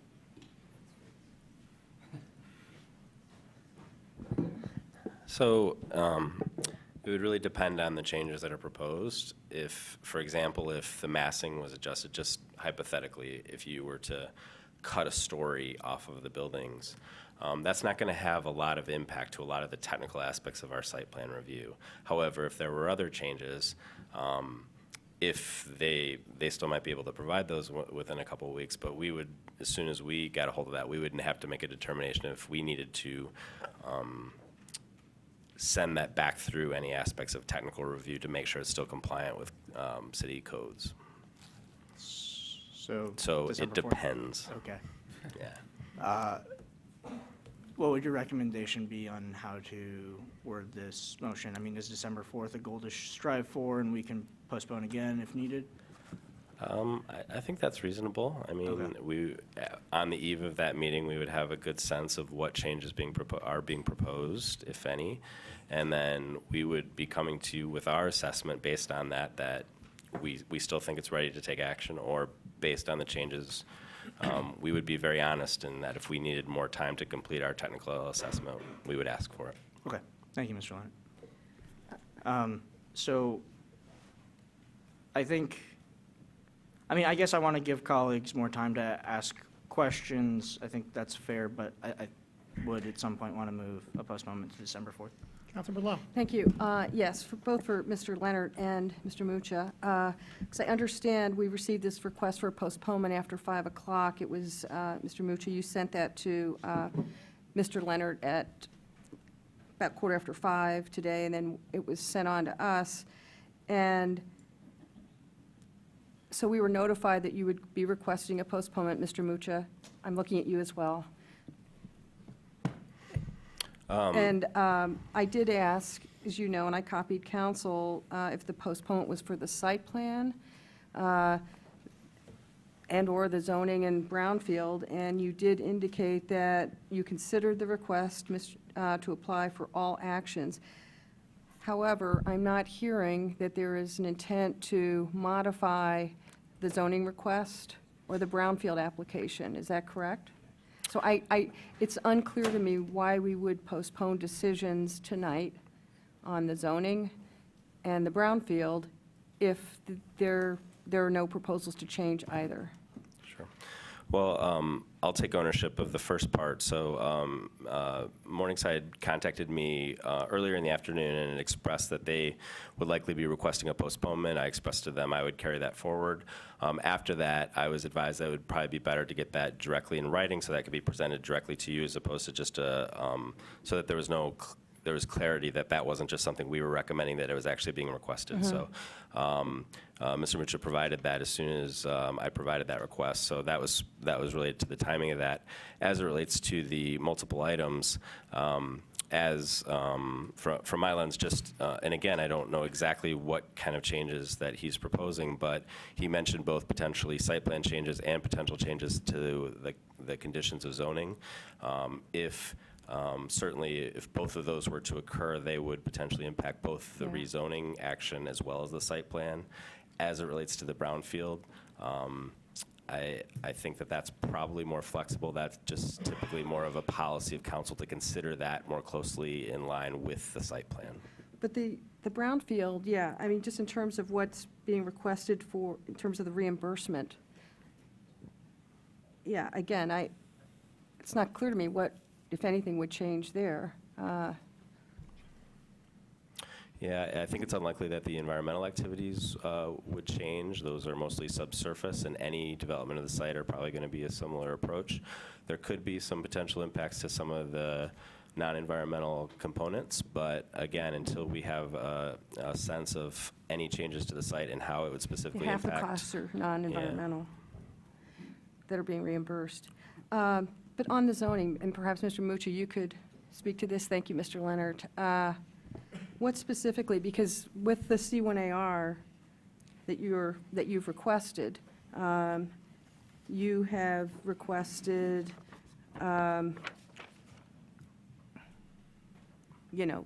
various variances. So do you have a sense now Yes, of I what? do. So Councilmember Ackerman had asked us to describe the kind of modifications that we'd be looking into. And one of them that I mentioned was to look back at the conditions on the zoning. So that is zoning. And what? Well, I don't have all the answers for you tonight, so that's what we're going to spend the time between tonight and December 4th, if you allow that as a council, to look at, that's one of the items on the list, to look at the conditions for the zoning, as well as I mentioned to look at for architectural materials, also to take a look at the brownfield request. So we're going to look at all those things. I can't tell you specifically tonight what those items will be. Okay, thanks. I get it. Okay. So I will just say, I think we've been conflating the zoning, the brownfield, and the site plan. It's clear that, unless Mr. Mucha states otherwise, that at the meeting when this would be reconsidered, we would still be asked to consider C1AR, and no specific changes are being articulated. So I am having a difficult time grasping the rationale for postponing consideration of the rezoning and the brownfield. Councilmember Eden. Oh, thank you. If you would stay at the podium, I'd appreciate it.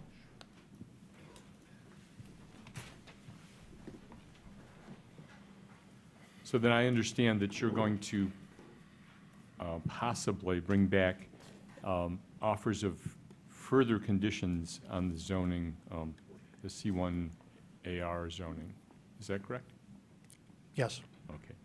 Now, during this postponement, will you be seeking withdrawal of protests lodged by neighbors in this area? Yes.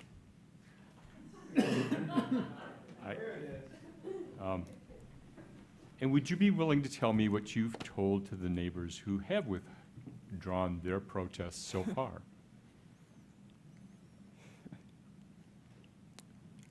I've had discussions with neighbors who were supportive of the project up until the Monday before the previous meeting. And I was very surprised to see that several had decided to object to the project. So I spoke with them to find out why. And there was a fair amount of misinformation that had been communicated. And so I went through efforts to set the record straight. And since at the previous meeting, as of the meeting last week, there were 6 votes required and a supermajority had not been attained. The decision was made to postpone to tonight.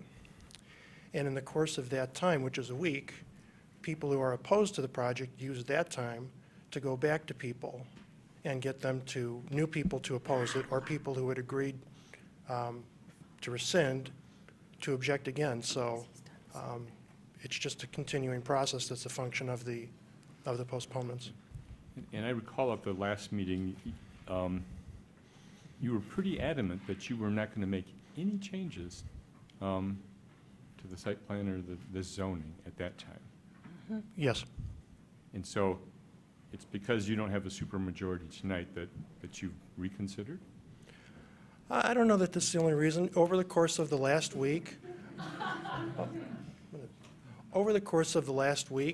following that meeting, I've spoken with many people throughout the community, and I've received feedback on that position that we took, and now we're reconsidering it. Thank you. Councilmember Ackerman. I suppose asked and answered. Thank you, Councilmember Eaton. Just re-emphasizing that the rezoning and its postponement are relevant to the discussion, just given that conditions can change. One of the major concerns that was voiced by the public even tonight was the fear of, any conceived bait and switch in which we create a C1AR with limited conditions, and, the property is flipped or whatever scenario you can play out. If the petitioner is willing to re-examine conditions, I think that's an option that the community deserves to see. Councilmember Smith. To that extent, the fact that the development team is offering to come back to us exploring different ideas, I think is what this process is about. It's about trying to get to a point with a project like this so that the community can get a project that they are comfortable with, that they're happy with, and that achieves broader goals for the entire city. So, I think that, answering some of the questions about this, I think I pretty clearly heard that there is a willingness to reconsider attaching more conditions to the zoning, which has been a major issue for a lot of folks at the table. And I'm encouraged by that. And I think, let's just be honest about this, is that if you're in a position and you're trying to make a project happen, you're going to listen to what you hear. And I think that, this is a situation where this development team heard pretty clearly what the community said last week and this evening, and I think they want to make the project happen. The community has said they want to make the project happen. I think we should provide another 2 weeks to see if we can get to a place that's mutually acceptable for everybody, because ultimately if a proposal comes forward that meets some of those substantial goals that both the neighborhood and the city have, then maybe some of that objection goes away.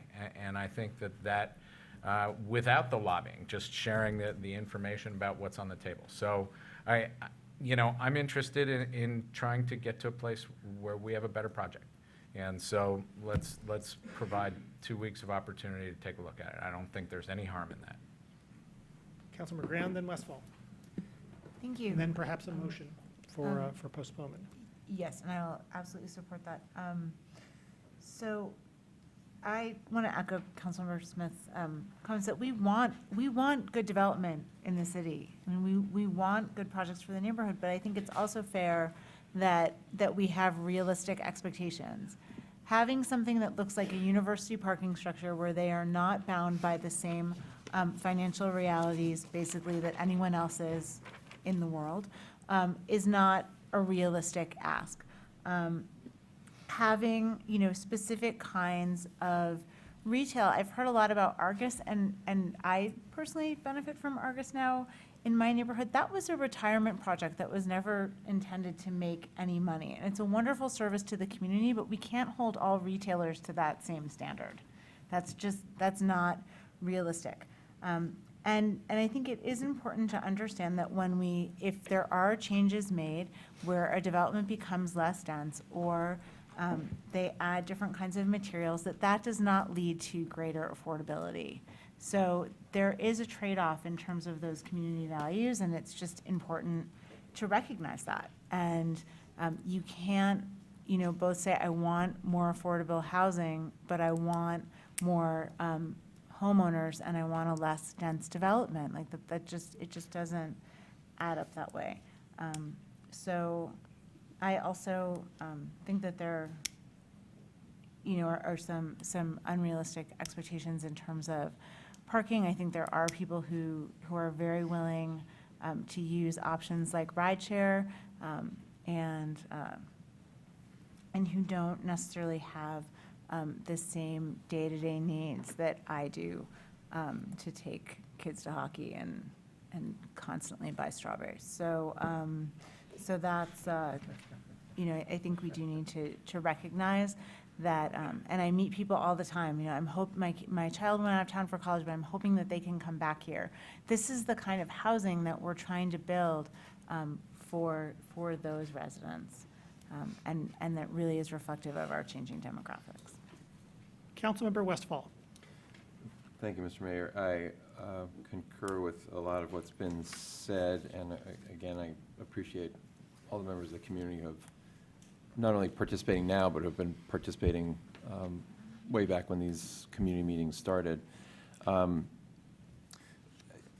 Since this is a proposed zoning change, I think it deserves the amount of scrutiny it's getting. This is, people need to be assured that when they move somewhere, that they have some degree of expectation of what's happening around them. And it's clear that the previous project that was proposed here failed for various reasons, and nothing else was proposed until now. Everybody wants, a certain kind of store that they can walk to, and we hope that the market works such that people can get what they want. I just want to reiterate that retail follows rooftops, as the speaker said. And a commenter last meeting said, this kind of residential project will bring the kind of retail that people want in the neighborhood. It's not the other way around. That being said, we always appreciate when there's a great degree of interest, because I think it makes projects better. I feel as though there has been some misinformation about what is possible at this point, and also what is advisable, given the process that we've set up. City Council is not the venue typically for achieving large changes. We invest a lot of money in salaries and expertise for people who interpret the master plan, who arrange neighborhood meetings, and who set up a process so that by the time it gets here, it's, in the opinion of the neighbors and staff, adheres the closest we can to the master plan. So I appreciate that there's some time here to make some changes. I expect that they'll be limited. But again, if people are here about other projects, the time to really refine these and make substantial changes is either advocate for changing the rules, advocate for design guidelines, advocate for rezonings, replanning, not the 11th hour, because it just doesn't work well. Thank you. Councilmember Lum. Thanks. I do have another question for staff. Please. Before we move to postpone. Perhaps should this be waited after a motion to postpone? Is this germane to the postponement? It is germane to postpone. Perhaps wait till Okay. a motion. Councilmember Ackerman. I would move to postpone this item to our next meeting, December 4th. Seconded by Councilmember Grand. Councilmember Lum, you have the floor. Thank you. Thank you both. Thanks, Mr. Leonard. so we're talking about postponing the zoning. And I had submitted a question asking for your interpretation of, because again, it doesn't sound like we're going to see a different zoning proposed. That's not going to change. What the minimum retail or commercial percentage is required for it to be mixed use. And the response was any portion greater than 0%. Okay, we're on that ragged edge here. And from what I just heard Mr. Muthas say, they're looking at maybe more conditions. And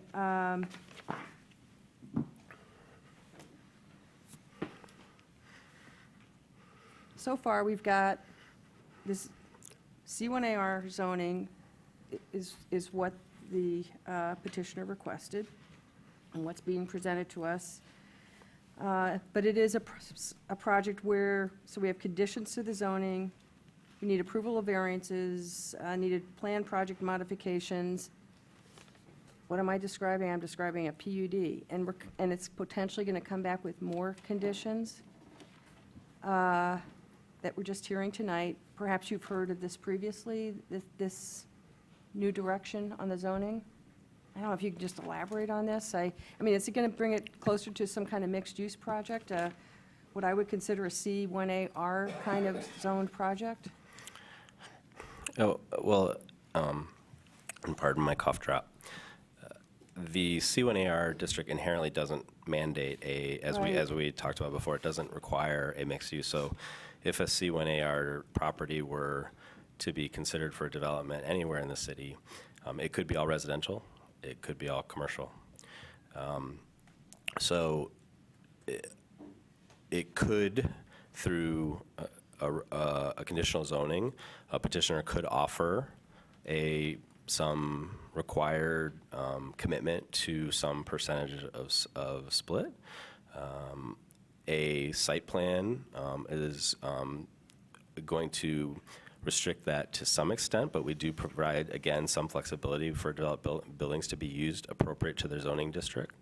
And then certainly if you chose to do a planned unit development, that is not unlike this arrangement. It's a very tailored zoning district that considers potentially a lot of modifications to base zoning requirements and specialized conditions as well. Thanks. For me, you're making the argument for PUD. I am compelled by communication we received from Susan Friedlander on rezoning, where she argues the traditional zoning classifications are rigid and rigid for a good reason. PUD zoning allows for more flexibility and allows departure from the uniformity principle as long as equitable procedures, recognizing due process, avoiding arbitrary decisions are followed. In this case, because of the C, the project is allowed an intensity of development that's not in any other R zoning district classification. So my question is, would this be precedent setting? This has been raised by various people. I mean, I think we need to understand this before we go off and postpone it and, know what kind of Pandora's box we may be opening. I mean, is the city open to legal challenges if it doesn't approve others, similar kinds of requests? Especially in a case like this where we're rezoning from what the master plan suggested. Yeah, so we need to do the best job we can to consider this proposal or any proposal relative to the master plan. So as it relates to this as a precedent for other sites, I don't think that that's inherent. We would have to provide the same due diligence, the same review of proposed rezoning in those locations. And the standards would apply. For sure, it is possible as a community we've learned, I think, through our D1 and our D2 zoning. We learned through experience, as we did, for example, with the D1 and D2. Our downtowns used to be an amalgamation of a lot of different commercial and residential districts, and so that was an example where we I think we responded maybe to trying to create a little bit easier, more understandable and predictable template. Yeah, again, in short, I don't consider this to be worrisome from setting a precedent that we suddenly have to zone anybody who asks to C1AR. That those rezoning petitions would be considered on their own merits as well. Okay, thanks. And just one clarification, because there has been a lot of confusing or contradictory information provided, folks. But I think everyone should understand that the FAR for the previous PUD and the current proposal are comparable. Councilmember Westfall. Thank you. Mr. Leonard, would you mind coming back up? Thank you.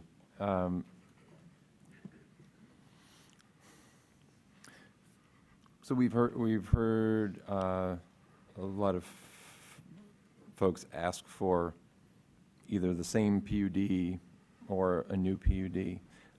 Can you comment just generally about the advisability of creating new PUD districts, and if that's a direction that has been successful for the city? As your 1.5-year planning manager that has done no PUDs, well, let me tell you what I do know. I don't think it's a bad tool. I mean, it has a place in our ordinance. We have another petition this evening. We have another petition that we are working with at the staff level that we are considering for a PUD. As many people have indicated, plan unit development provides some flexibility. It provides some tailoring, if you will, of often linking a site plan with a zoning district.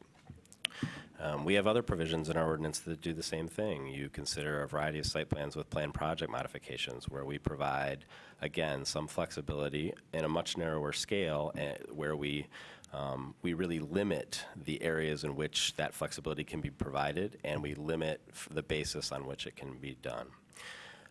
And then for any proposed development, of course, variances can be sought, and we, as I know you've had past and current experience on the Zoning Board of Appeals, we have a robust pattern of routine considering variances on a variety of projects as well.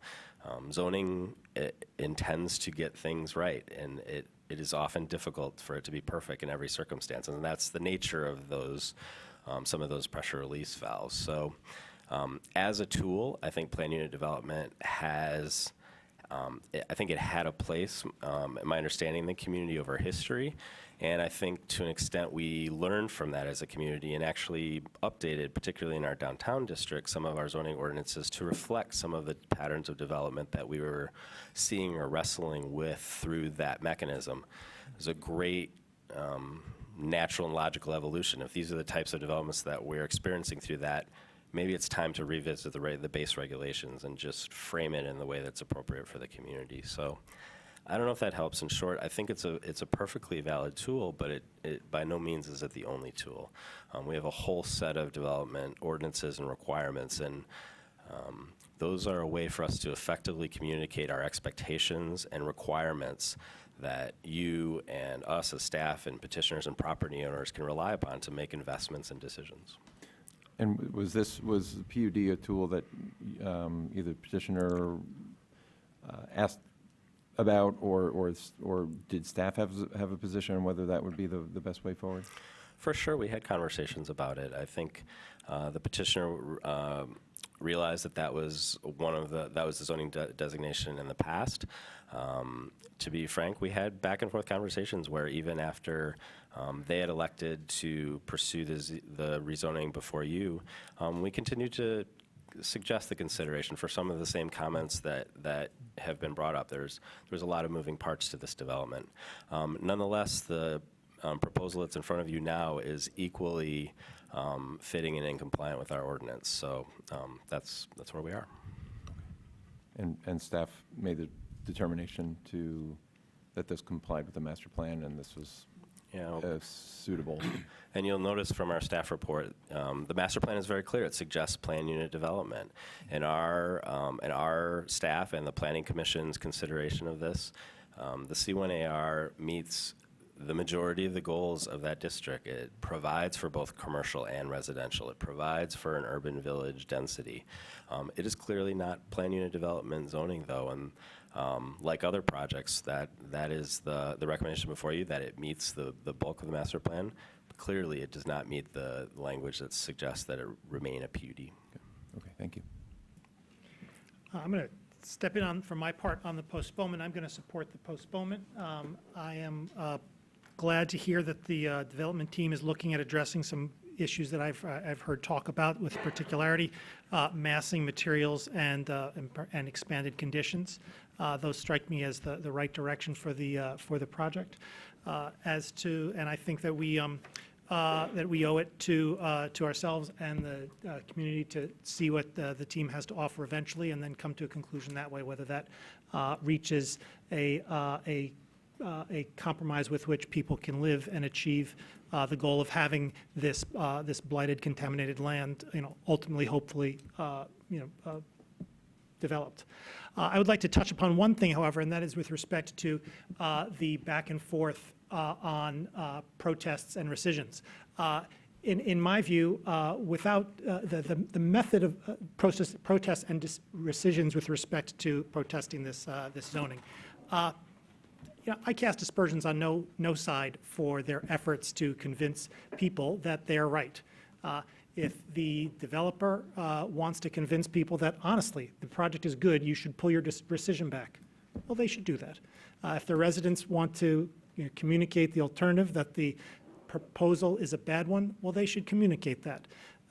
The fact that they are both at odds is understandable and regrettable. I wish we were all one happy crowd, but that aside, and that not likely, I think this is, there's nothing wrong with, as we, for so long as we are working on trying to get this project better, that each side do what they can to hopefully listen to the other side, but also advocate for their side, I hope with respect and accuracy and in good faith. And I expect that that's happening, and look forward to its continuance.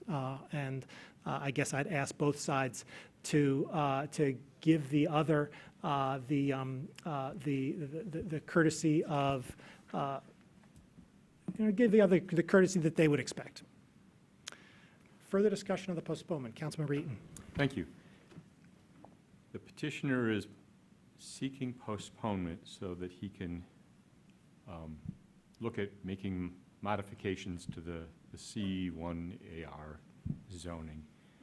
I don't think that tinkering with this zoning really serves the substantial goals of either this neighborhood or our city in general.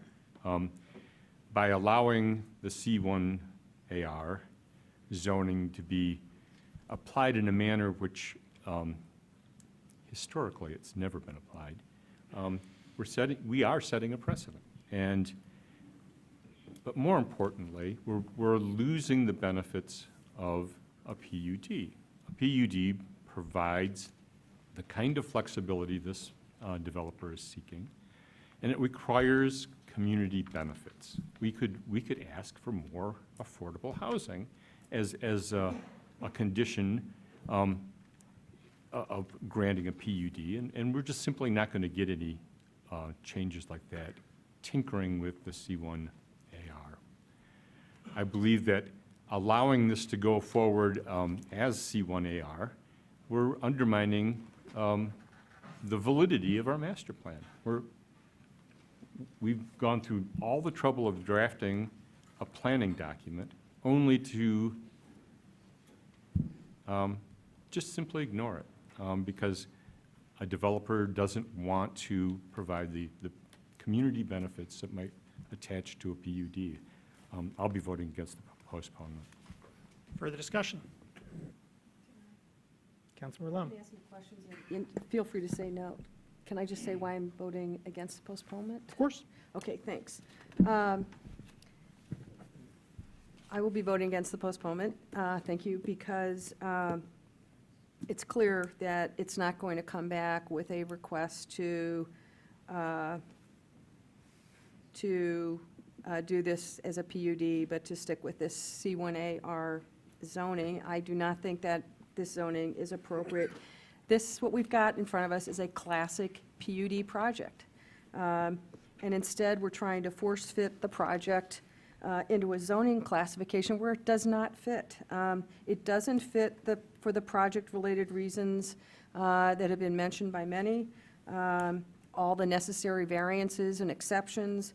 And to make matters worse, it's an obscure zoning classification. Campus Business Residential District hasn't been used in 50 years. And in this case, we are clearly stretching the definitions of quote-unquote near campus, mixed use, and significantly broadening the intent of the original, of the zoning classification. So, you know, I think you have to ask ourselves, why are we going through all these machinations? Well, this question was asked, you know, staff encouraged the petitioner to consider PUD zoning. That information was provided us last time we were discussing this, but the petitioner chose not to seek a PUD. The staff can insist on zoning. So I think in the city's zeal to clean up and develop this long vacant site, which is a good thing, we are accommodating this request, and so I get it. Everybody would like to see the site cleaned up and developed. It's not an either-or, but I am concerned about, I do think there is a precedent-setting concern here that, again, a zoning expert, Susan Freelander, weighed in on, and I can't discount that. So I do think this property should remain zoned as is, a PUD, and I will not be supporting the postponement for those reasons. Thanks. Councilmember Ackerman. Thank you. Before we vote, and I'm sure everyone wants to, question for legal, for the Attorney's Office. The term precedent keeps getting used, and as I understand it, that's a term that has a legal implication that we are setting some kind of legal recourse for someone down the road who didn't get a rezoning to C1AR as they requested.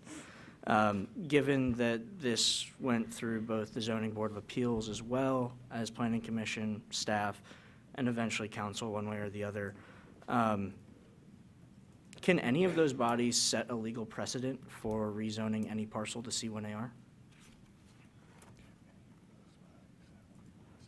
Well, I think the most simple way to answer that question is this body, the city council, has the authority to rezone property. So it's really only your decision that matters. Planning Commission makes a recommendation, other bodies may have granted variances or something else, but ultimately this body makes the decision. I'm not sure if it's the appropriate forum for me to comment on whether something's a legal precedent here in terms of the way we view legal precedent, whether you'd be bound to do something later based on your decision today. But I think certainly Brett Leonard provided a good answer regarding the general precedent that's being talked about from a zoning standpoint and how that relates to an individual property. Thank you, that's clarifying. I think, given that, precedent, if we were to accept that as a term of anything that we did one way or another, that it would be personal decisions on each of our behalfs, and we do have terms, and down the road, some or all of us may not be serving. The idea that this is a legal precedent, that this is a precedent, is more of a stretch. I think if we do move to postpone, it sounds like maybe if there is a concern, we could get a memo from the Attorney's Office whether or not there is legal ramification to help inform decisions at a later date. Would that be something that would give people more reassurance? Want me to respond to you because you're talking to me? Or I know you want to probably cut this off. Councilmember Lum. I would just say that, remind us all that the petitioners choose the zoning. Staff can encourage, and then it comes to us with a recommendation in this case, and in the case of many instances, most, yeah, it's the petitioner that makes the zoning request and proceeds accordingly. So I do see this as potentially precedent-setting, because if I were a petitioner, I would point to this example and case to make my argument for having similar conditions and treatment and review applied to a similar, C1AR application. Councilmember Crapo. I think I still have the floor. It's been, Well, yeah. we are, you still, Yeah, just fair enough. one final point. I guess I would say we have the ability to look at zoning applications, both staff does, planning commission, and council, and the zoning board of appeals at times, has the ability to look at a rezoning application with its, sister site plan, and make a decision based on the merits of that. If the fear is that we are setting a legal precedent in which developers feel as though they have the right to rezone to C1AR, I think then if that's a legitimate concern, we should address that concern. But these are all going to be decisions we make based on our conscience and our constituents. And then that's not precedent setting unless you make it. Further discussion of the postponement.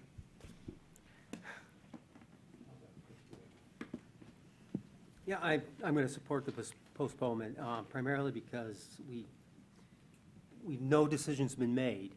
We're here in terms of trying to gather information, hear information, make sure, I think as the mayor said, both sides, there's an opportunity to try and get to the best decision we can.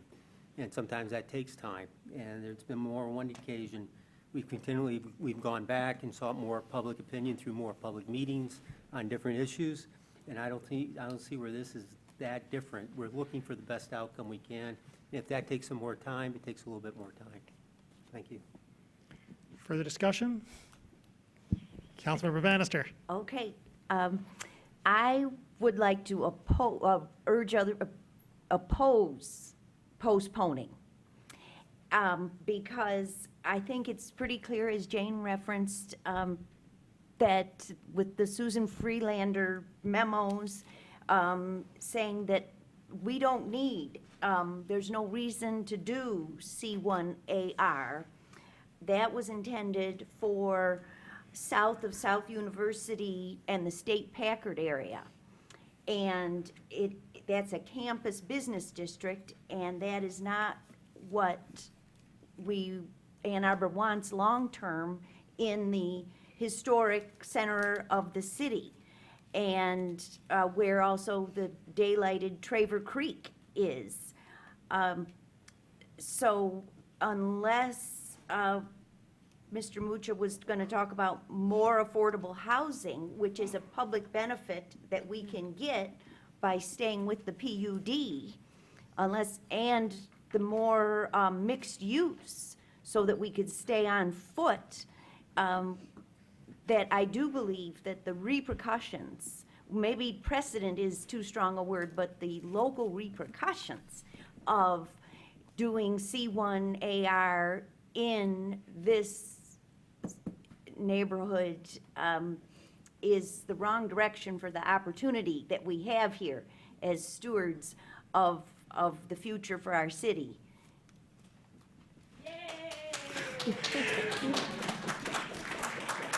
Further discussion? Roll call vote, please, starting with me. This is on, pardon me, roll call vote on the postponement. Mayor Taylor? Yes. Councilmember Eaton? No. Councilmember Crapel? Yes. Councilmember Warpahowski? Yes. Councilmember Smith? Yes. Councilmember Bannister? No. Councilmember Westfall? Yes. Councilmember Lum? No. Councilmember Graham? Yes. Councilmember Ackerman? Yes. Motion carries. We will take a short break.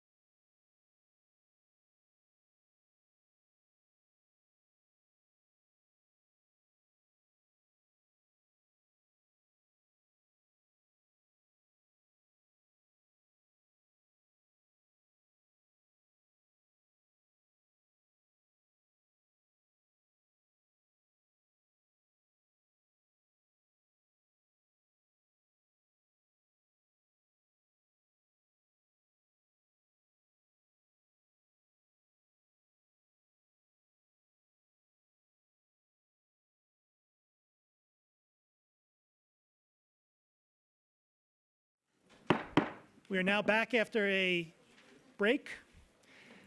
C1, an ordinance to amend Chapter 55 zoning, rezoning of .54 acres from PUD, Planned Unit Development District, to PUD, Planned Unit Development District. The Glen Mixed Use Development PUD zoning and supplemental registrations, 201, 213, 215, 217 Glen Avenue, and 1025 East Stand Street, moved by Councilmember Ackerman, seconded by Councilmember Crapel. Discussion of C1. Councilmember Ackerman. Thank you, Mr. Mayor. Buckle up. This site contains parcels along the 200 block of Glen and the 1000 block of Ann. To better locate it for some folks at home, it is across the street from a U of M surface lot and parking structure on Glen, and diagonally from the U of M Medical Center, and then to the west, the Old West Side Historic District. It's Fourth Ward. Oh, excuse me. It's been a long night. Yeah, right. It's been a long week. It sits on the eastern boundary of the Old Fourth Ward Historic District, and within the central area of the master plan. The site is just over half an acre in size and is currently zoned PUD after a previously failed project on that site known as Glen Ann, which was proposed for office, residential, and retail uses at a higher density with fewer parking spaces included. The site is also home to numerous contaminants in the soil and groundwater. The proposal is a petition to rezone the project to a new PUD district, which calls for a 9-story mixed-use building providing retail, hotel, and private residential uses. The proposed building would sit atop 4 stories of underground parking, providing just over 250 parking spaces in total throughout the project. In terms of design, the proposed building is 9 stories at its upper limits. To the south along Ann, it steps down to 7 stories in the corner. To the west, where neighboring an apartment building, it steps down to 2 stories. The ground floor is primarily retail space wrapped in glass and providing high levels of visibility and transparency, which encourages active uses. Floors 3 through 9 are brick masonry in a modern style with some prefabricated cement to the west. The Historic District Commission did deem the proposal inappropriate for the Historic District, but did grant the petitioner a notice to proceed, which is the only mechanism available to allow the petitioner to continue in the development process, and is also rare. So, in terms of traffic, which is one of the largest issues of neighborhood concern, the plan proposes car entrance exit off Ann, which is a one-way and creates a unique vehicle circulation along Ann, Glen, Catherine, and Ingalls. Some neighbors have suggested converting Ann to a two-way, while others worry that change would only exacerbate existing issues.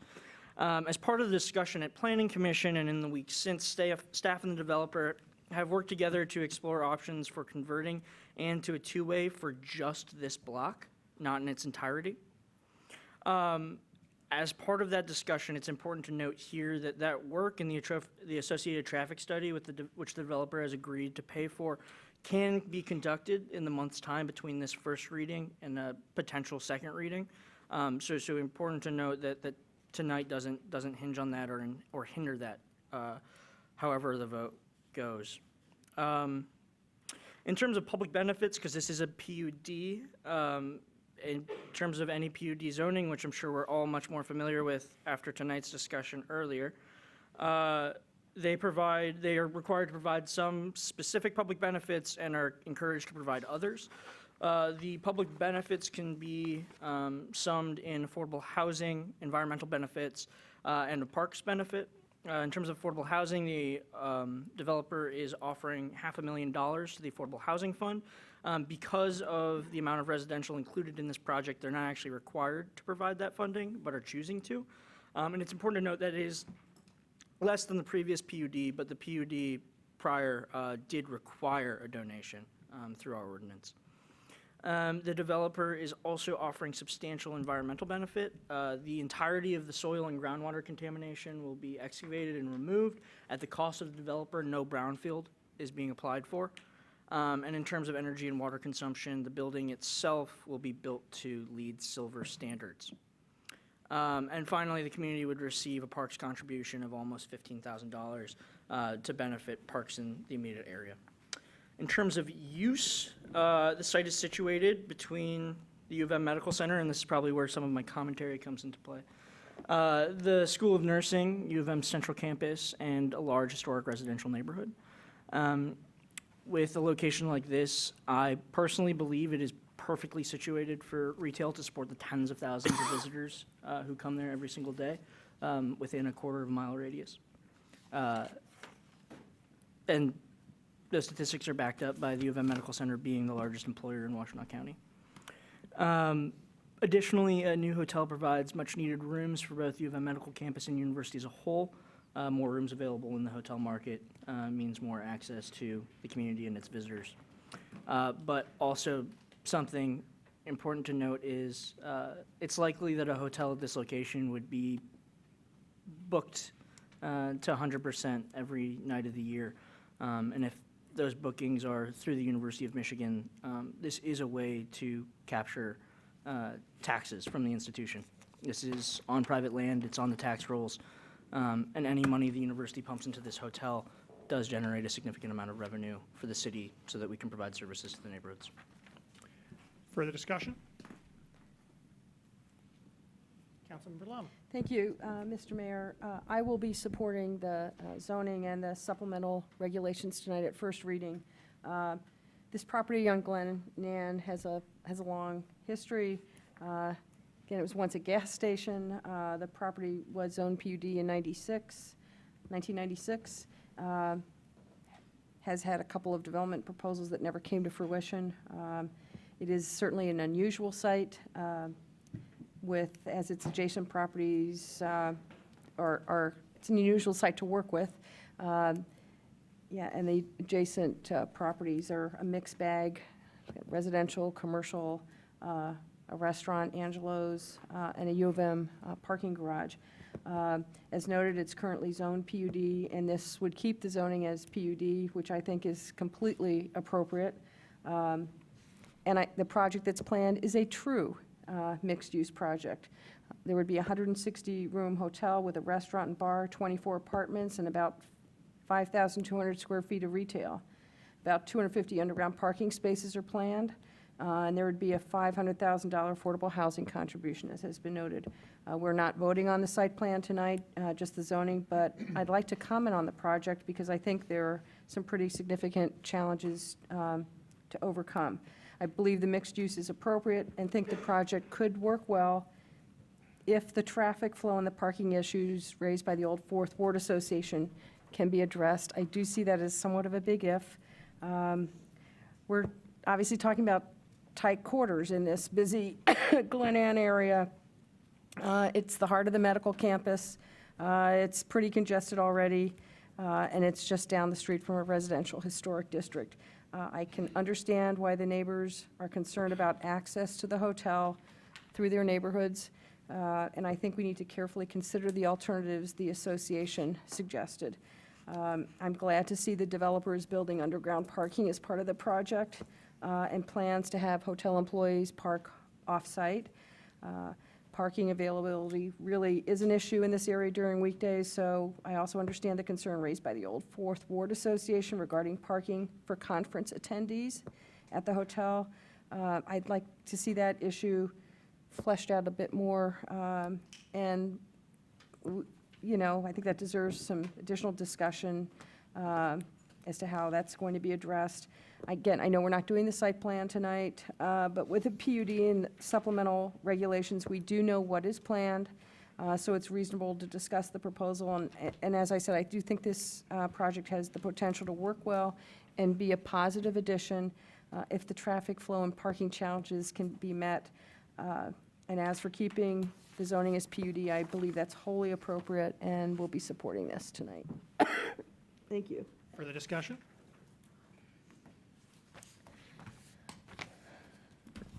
Councilmember Westfall. Thank you. I'd also like to pass this on to the next reading for the reasons mentioned. And I guess here I just want to get some clarity, perhaps from staff. We're we've gotten some great feedback about the neighborhood concerns, and I'm glad that the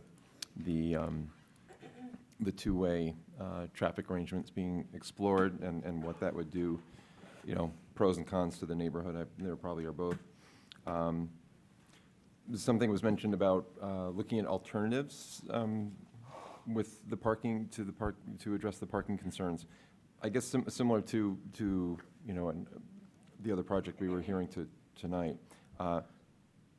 How much could be done to a parking capacity or something like that without sending it back, starting the process over?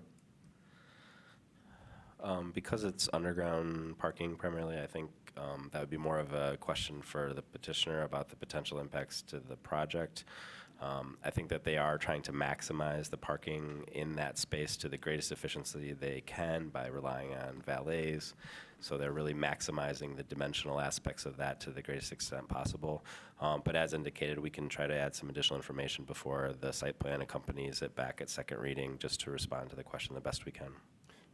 So just to take an example, because I want to make sure it tends to be a pattern where between readings there's increased community interest as these things near the end of the process. So I guess just from your standpoint, what sort of change would send it back to the drawing board?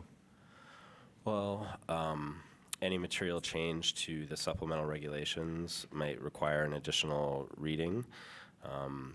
Again, it's hard to speculate. If there were physical changes to the site, of course, we would, as I responded in the previous proposal, depending on the nature of those, again, if it was reconfiguration of their proposed underground parking now where they were able to accommodate some more spaces or something to that effect, that likely wouldn't have a substantive change to the site. However, if they were drastically altering the footprint or the circulation patterns, we would then, of course, have to review it both from a planning perspective and from a traffic circulation perspective. Thank you. So I know that's unsatisfying, but it kind of depends. That's life. Thanks. Further discussion? Would a member of the development team like to address the traffic question or other questions that have been raised here? Sure. I'm Craig Singer, one of the developers. Here tonight with me are Larry Deitch and Fred Goldberg, my partners. I also have our architects, Emil Sadeo from Newman Smith, and Brad Moore, our civil engineer, Rob Wagner, and our traffic engineer, Michael Kuhl, who also can answer any questions. I think to start, as far as the number of parking spaces, in our potential of 188 rooms and apartments total, we're proposing 203 regular parking spaces, and that can be expanded to 252 parking spaces with valet. We meet the parking requirements without variance, and I believe are the only hotel, at least in the downtown corridor, that meets any kind of parking requirement on site. So I'd like to sort of dispel this suggestion that we somehow don't meet enough parking, because I believe, as the person operating the hotel, that we exceed the required parking, our required parking, and the city's required parking. The information that I think was distributed by the Old Fourth Ward to all of you, or some of you, I'm not sure, but it starts with a incorrect assumption that as a matter of regularity or ever, that we will be having 500 people or banquets or gatherings for 500 people, and that somehow that we can't accommodate 500 people at one time. I think they're both incorrect. One is that our total capacity of approximately 500 people in the three areas of conference, which is a small conference area, separate boardrooms, a large open sort of pre-function space, and a main ballroom or conference room, which total approximately 500 people, are often used by one event in separate times. So as an example, the small banquet room would be a ceremony for a wedding, then the same people would go out into the pre-function space, and then they'd be followed into a ballroom. So that would be an example of how a room is traditionally used for a wedding or any other kind of life cycle event party.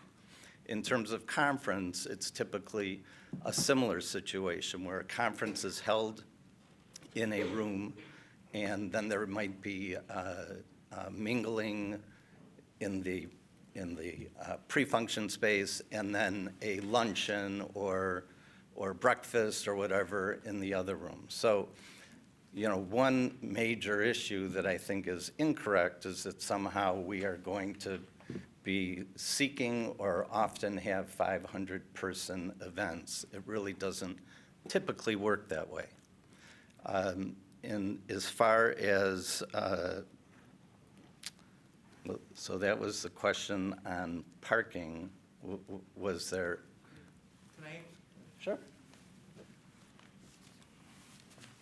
I'm Larry Deitch, Craig's partner, and I just want to further amplify something Craig was saying, because the paper that we saw had a misstatement, or at least maybe people misheard it. I don't want to accuse people of bad motive, that somehow we had said that we had an arrangement with the university to use the 2,000 spaces that are immediately adjacent to the hotel and apartment building and retail, mixed-use development during the weekday, and we never said that. Those spaces are available. It's on the university's website. We've had it confirmed after 6 p.m., Monday through Friday, and on Saturday and Sunday. So most of the events that will take place in the hotel will take place in the evening and on weekends. In terms of this bogeyman that was set up about 500-person luncheons on Tuesday, I really do think it is something that is unlikely to happen, and that the parking that we have, the 252 spaces, which, as Craig said, meets and actually exceeds ordinance, and the Graduate, the Residence Inn, the Bell Tower have no on-site parking. But if you think about it, in the hotel business, most hotel guests check out by noon. Checkout times are typically 3 o'clock. Luncheons take place between noon and 3 p.m. So most of that underground garage is going to be largely unfilled during this luncheon period. Number two, the assumption that was made is that every hotel or luncheon guest arrives one person, one car. Again, I don't think that's really how people move to an event. Number three, the most likely, and one of you said this, the most likely weekday user for an event is the medical center or the hotel. And if that were the case, those participants will arrive through a multiplicity of different means. Some will walk, some will ride a bicycle, some will come by bus, some will come by taxi, some will come by rideshare like Uber, and some will come by car. But most of the people, and maybe this is where the confusion is, most of the people who are university employees who traverse the city by car will have already parked in their assigned spaces. And then last, and Craig has mentioned this before, you know, the hotel business is something where you get immediate feedback from your customers. We live in a world of TripAdvisor and other similar mechanisms, and if we conduct an event that is not efficient, people wait too long for cars, people are frustrated, other kinds of frustrations, they won't come back.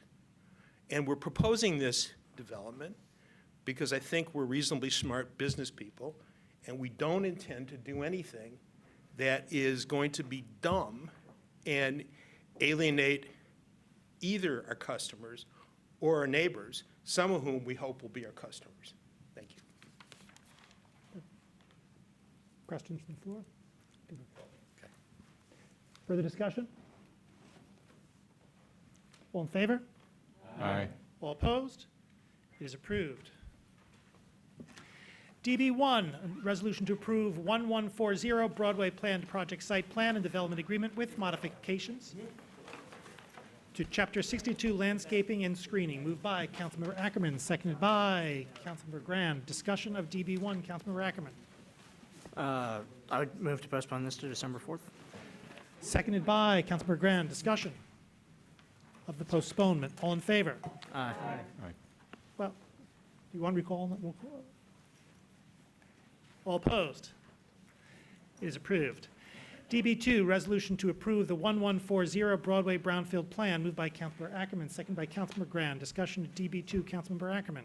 Move to postpone this to December 4th. Seconded by Councilmember Grand. All in favor of discussion of the postponement? All in favor? Aye. All opposed? Postponement is approved. DB3, resolution to approve Weber Site Plan and Development Agreement 2857 Packard Road, moved by Councilmember Ackerman, seconded by Councilmember Grand. Discussion of DB3, Councilmember Ackerman. Thank you, Mr. Mayor. This is a tricky one. So almost exactly a year ago, council voted to rezone this property from R1C to R1E. And among several reasons that they did so, the body believed that the rezoning to the smaller floor plan and smaller lot size would be more in keeping with the surrounding neighborhood, because the surrounding neighborhood simply doesn't exist in our zoning typology anymore.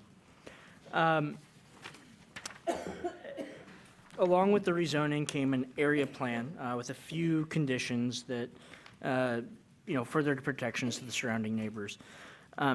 Following that rezoning, the site plan process moved forward, and that led to the proposal that's in front of us tonight.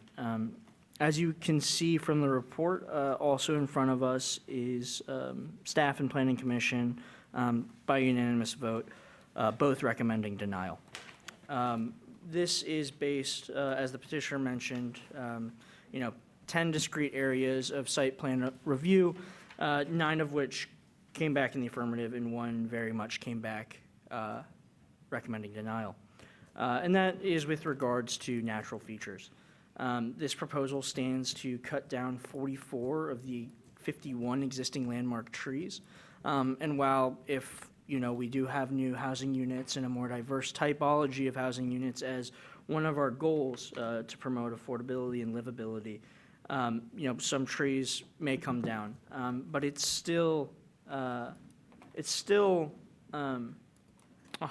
or I should say, it's still, the area plan suggested 14 landmark trees to remain, not the proposed 7. This is a big deviation from the area plan and the beliefs that we had going into supporting this rezoning. It is staff's opinion, as the planning commission's opinion, and as my opinion, that this site plan does not meet the spirit or the letter of our zoning code, and does come into direct conflict with the values of our community. This is further emphasized by the fact that the petitioner has submitted alternatives, which include far less intrusive uses of the site itself. I would hope that we use this opportunity to vote the site plan down, but with the understanding that we do want to see R1E here. We want to see that size of house. We want to see that size of lot, but not at the stakes that we're talking about tonight. Councilmember Grand. Thank you.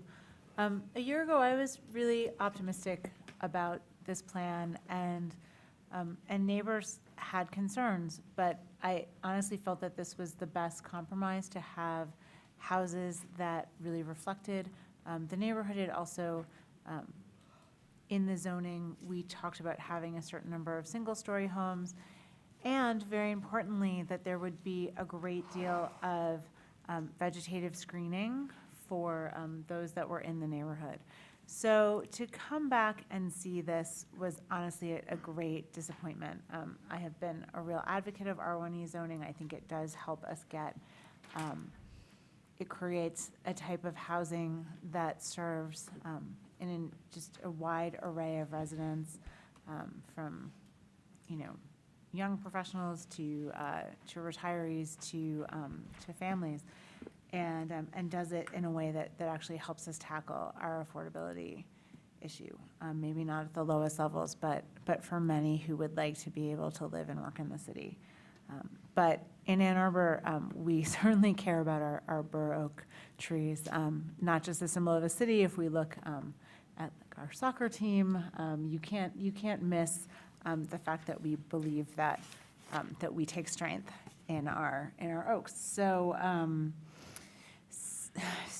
to see this is just a disappointment, and I will not support this particular plan, but do hope that we can come back with something that's much closer to what was originally promised to us and to the neighborhood.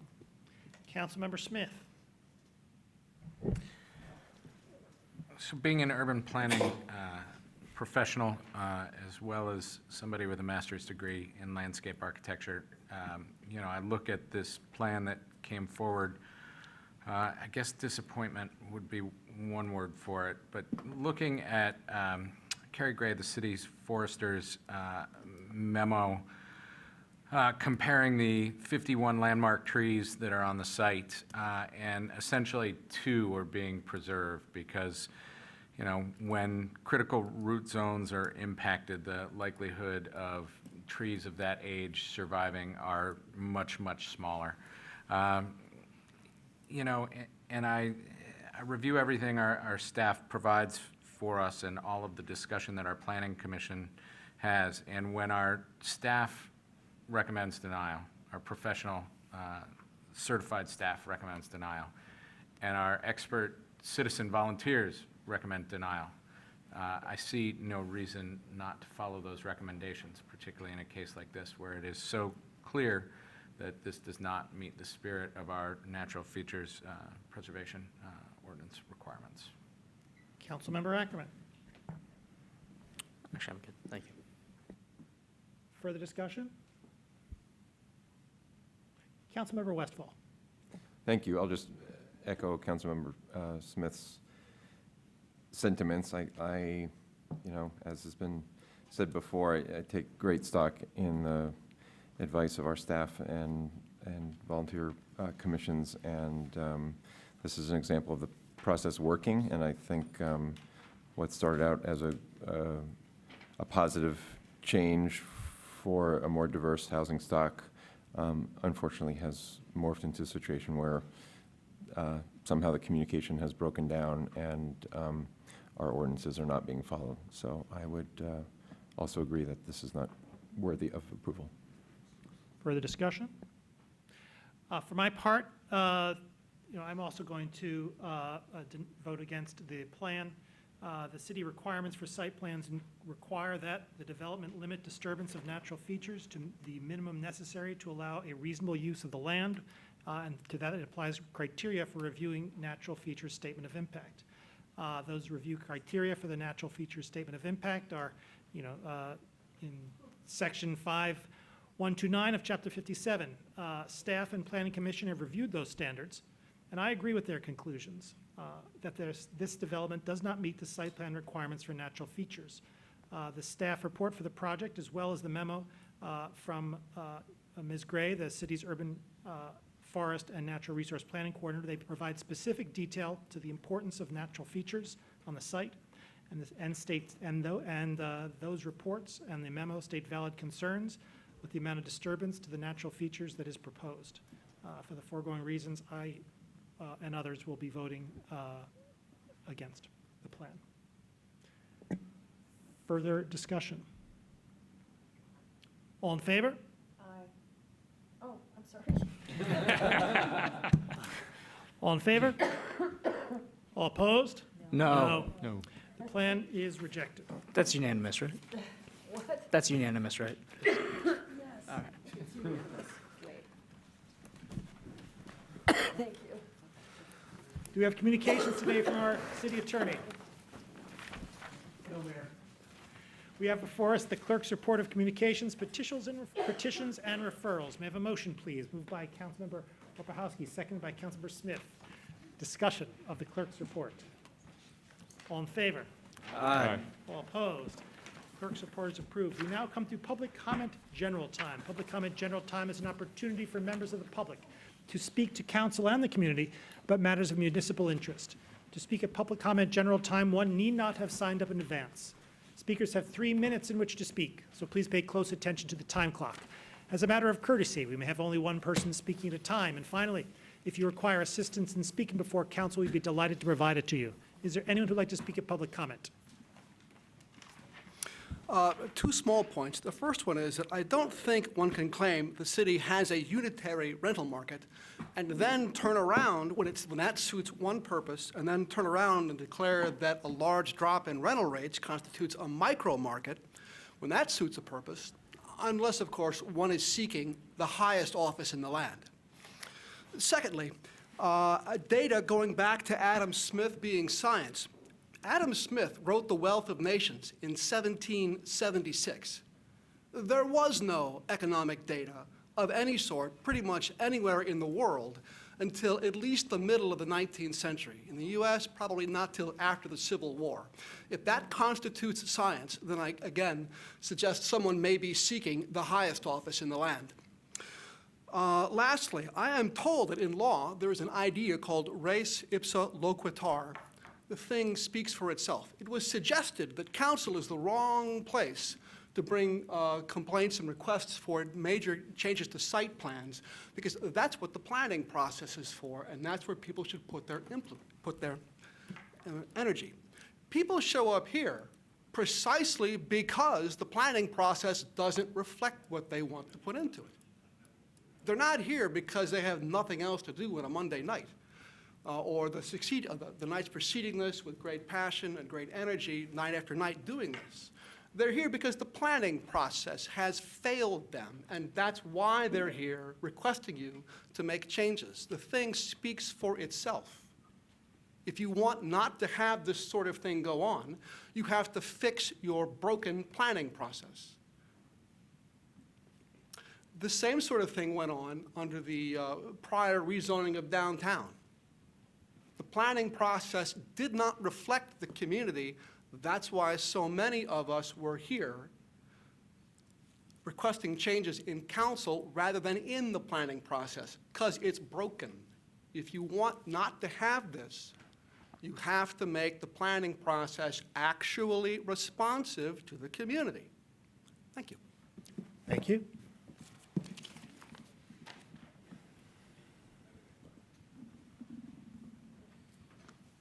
Hi, my name is Ed Vilmetti.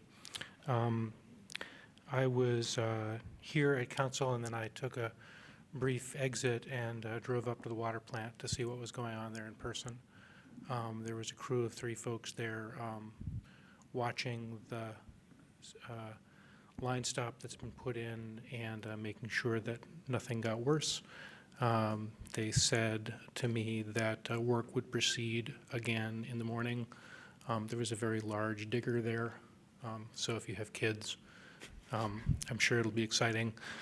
Sunset is blocked and closed between east of Pomona and I don't know what the other name of the street is, but basically in front of the water plant. There was water visibly, I wouldn't say gushing, coming out, let's say, of a spot where they had identified a problem.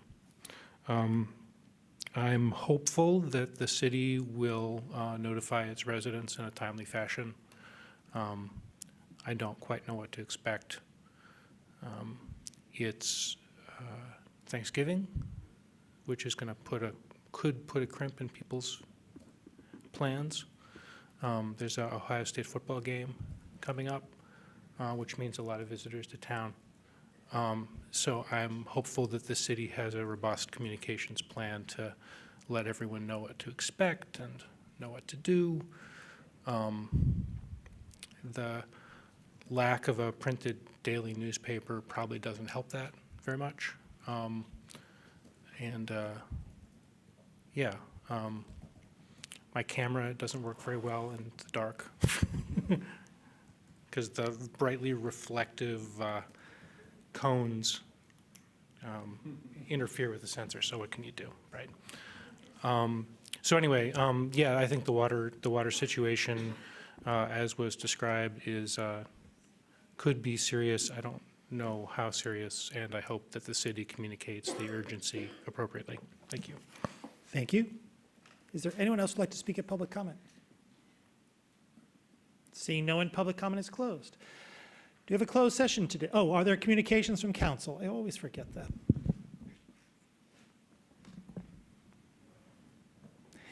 Do you have a closed session today? Mayor, we do, under the Open Meetings Act, we would like a closed session for pending litigation and also for attorney-client privileged communication. We have a motion, please, to go into closed session, moved by Councilmember Smith, seconded by Councilmember Eaton. Discussion? Roll call vote, please, starting with me. Mayor Taylor? Yes. Councilmember Eaton? Yes. Councilmember Crapo? Yes. Councilmember Warpahowski? Yes. Councilmember Smith? Yes. Councilmember Bannister? Yes. Councilmember Westfall? Yes. Councilmember Lum? Yes. Councilmember Grand? Yes. Councilmember Ackerman? Yes. Motion carries. We are now in closed session.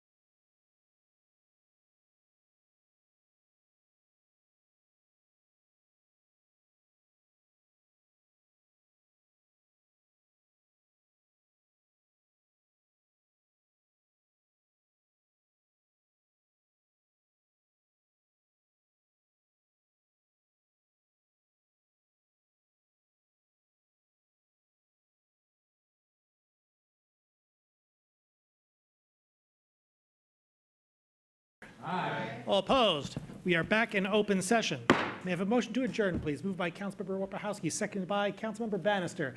Discussion? All in favor? All opposed? We are adjourned.